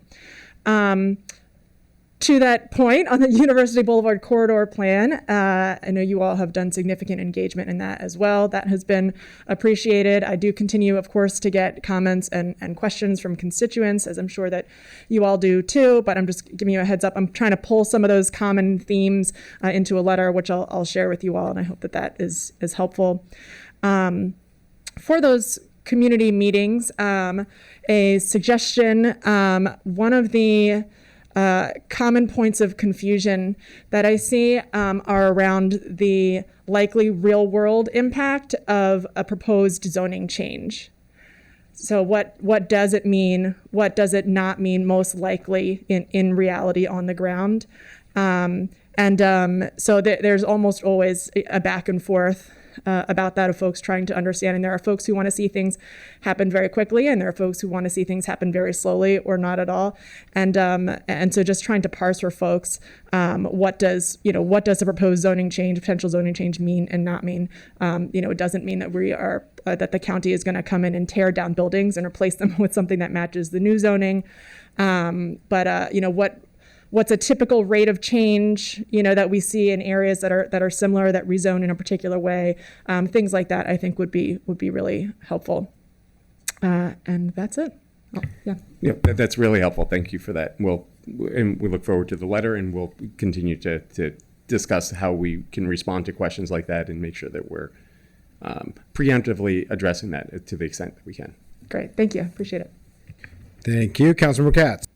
Thank you very much, Mr. President. And I want to also thank you all for all of your hard work. My district is perhaps the only district that is least impacted by your hard work, though it's not, because nobody lives just in their, maybe I do, but most people do not live just in their district. So, but I did want to double down and say what a great effect you have on proving that you're a partner throughout Montgomery County, and you're doing it more and more. And it's interesting, and I appreciated the slide of, first off, of you and the waiters. I appreciated you with a butterfly net or whatever you had. But I also appreciate the slide that said that Montgomery County's safety, education, and parks, and that's what people talk about. Maybe not always in that order, but if it's not safe, we don't have the education, we're not going to be successful. So we need to keep that in mind. But I also wanted to point out that many times over the years, we have heard that from us or from you all, by the time it goes to public hearing, you've already made up your minds. It's all pro forma. It's all, I'm seeing you shake your heads no, and it's not. But that's what people say. I'm not even going to bother because they've already made up their minds. For attainable housing, it was the absolute opposite of that. And not to say that there hasn't been a criticism here and now, and then, but it was the absolute opposite. And now people are saying, well, I can't even believe they did it. You all don't even have legislation. It's like we can't win. We've got to come up with something that's better than what we have, but we can't give the impression that our minds are made up, that we're trying our best to work towards a better solution. So I thank you all for all you do. Thank you, Mr. President. Thank you. Councilmember Joando for the final word. Thank you. just want to congratulate you and your team on planning on GIP being done. I know that's a sigh of relief, so thank you to everyone who worked. I know some of the people walked out. And Mitty and your team, thank you for all the work that you're doing at Parks. You're continuing the great tradition of Mike Riley with the pictures of council members. I don't think I made it in one, by the way. But Next time. Next time. But I did. It's made up for by Council Vice President Stewart's picture, because that was awesome. But all serious jokes aside, I want to just emphasize something that Councilmember Albornoz said.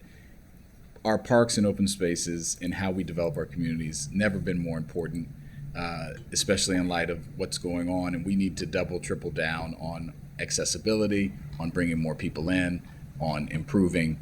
And I know you all are committed to that. So it's been fun to work with you on the committee over the last 6 years, and look forward to continuing to do so. So thank you for the presentation. And if I may, the chair just pointed out that you are, in fact, in one of the pictures. I made it in So one. go back and All right, find yourself. I'm going to find it.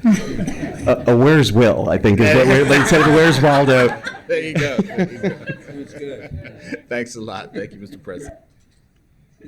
A lot of intentionality went into the selection of those pictures, so I'm sure there's some sensitivity there among the staff to make sure that they picked out the right pictures for the right openings and the right moments. So appreciate that. Well, thank you again to the staff. Thank you again to the planning board. Thank you again to all of the team and the colleagues for all of the comments and the questions and the support. We are here to continue to work together and to support. Speaking of, there was one recommendation that was made as part of this that was substantive that I do want to make sure that we address, related to the planning department's work program.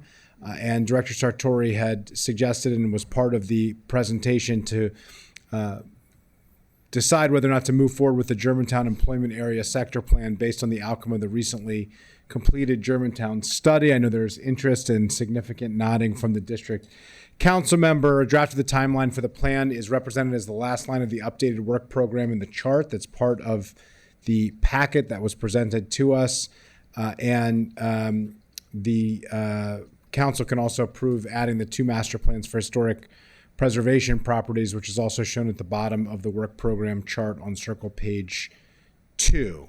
So we can do it without objection, unless there are objections. Without objection, the council will update the work program accordingly as recommended by the planning department. And with that, we have an updated work program, and we are very grateful and appreciative of the work itself. And thank you for the robust presentation. Thank you so much. We really appreciate it. And one of the things we didn't mention that Darren is here. Is the Yes, so Darren Fluchet and Gary Burnett, our deputy directors at Parks, are also here. And I think since our last semi-annual, Darren became a permanent deputy director. He'd been acting for about 6 months. So we have new folks. Congratulations, Darren. I apologize. I think we all probably apologize. We've been at so many different events and meetings with you in this new role that it felt like you had been in it for far longer than that. So congratulations on your new role. Thank you for acknowledging that. With that, we are finished with our semi-annual. We have updated the work program. We are going to move on to the consent agenda. Before I entertain a motion, I did just want to acknowledge, I think there are a lot of the council family here today. I'm guessing it's for item C. I'm guessing it is not for another item on the consent agenda, although there are plenty of things of interest on the consent agenda. Did want to acknowledge and congratulate on behalf of the body, Craig Howard, who is no stranger to the team.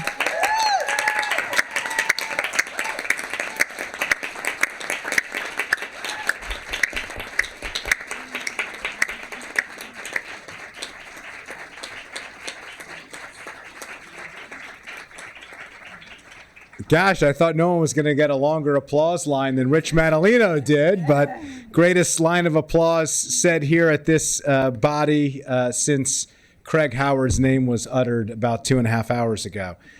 Craig brings 22 years of experience working for Montgomery County's legislative branch to this new role, including 5 years of public service as the council's deputy director. And we know that his depth of knowledge navigating complex fiscal and legislative issues, as well as his proven collaborative and trusted leadership among the staff, are going to serve us well, serve the organization well, and serve the residents of Montgomery County well. So we wish you well and congratulate you. And it's great to have you up here along with us, and know that you'll use the same care, commitment, and skill that you have consistently through your career in this new and expanded role. And want to acknowledge that not only do we have many members of the council family who are here, but Marlene Michelson has joined us. I want to thank her for her service.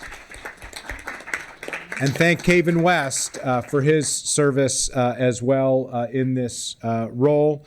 And congratulate you, Craig, in advance, since item C is on the consent agenda. And with that, and with some foreshadowing of expected approval of the consensus with the consent agenda, I will entertain a motion to approve the consent agenda, moved by Vice President Stewart, seconded by Councilmember Sales. All those in favor of the consent agenda, with congratulations to Craig Howard, that is unanimous.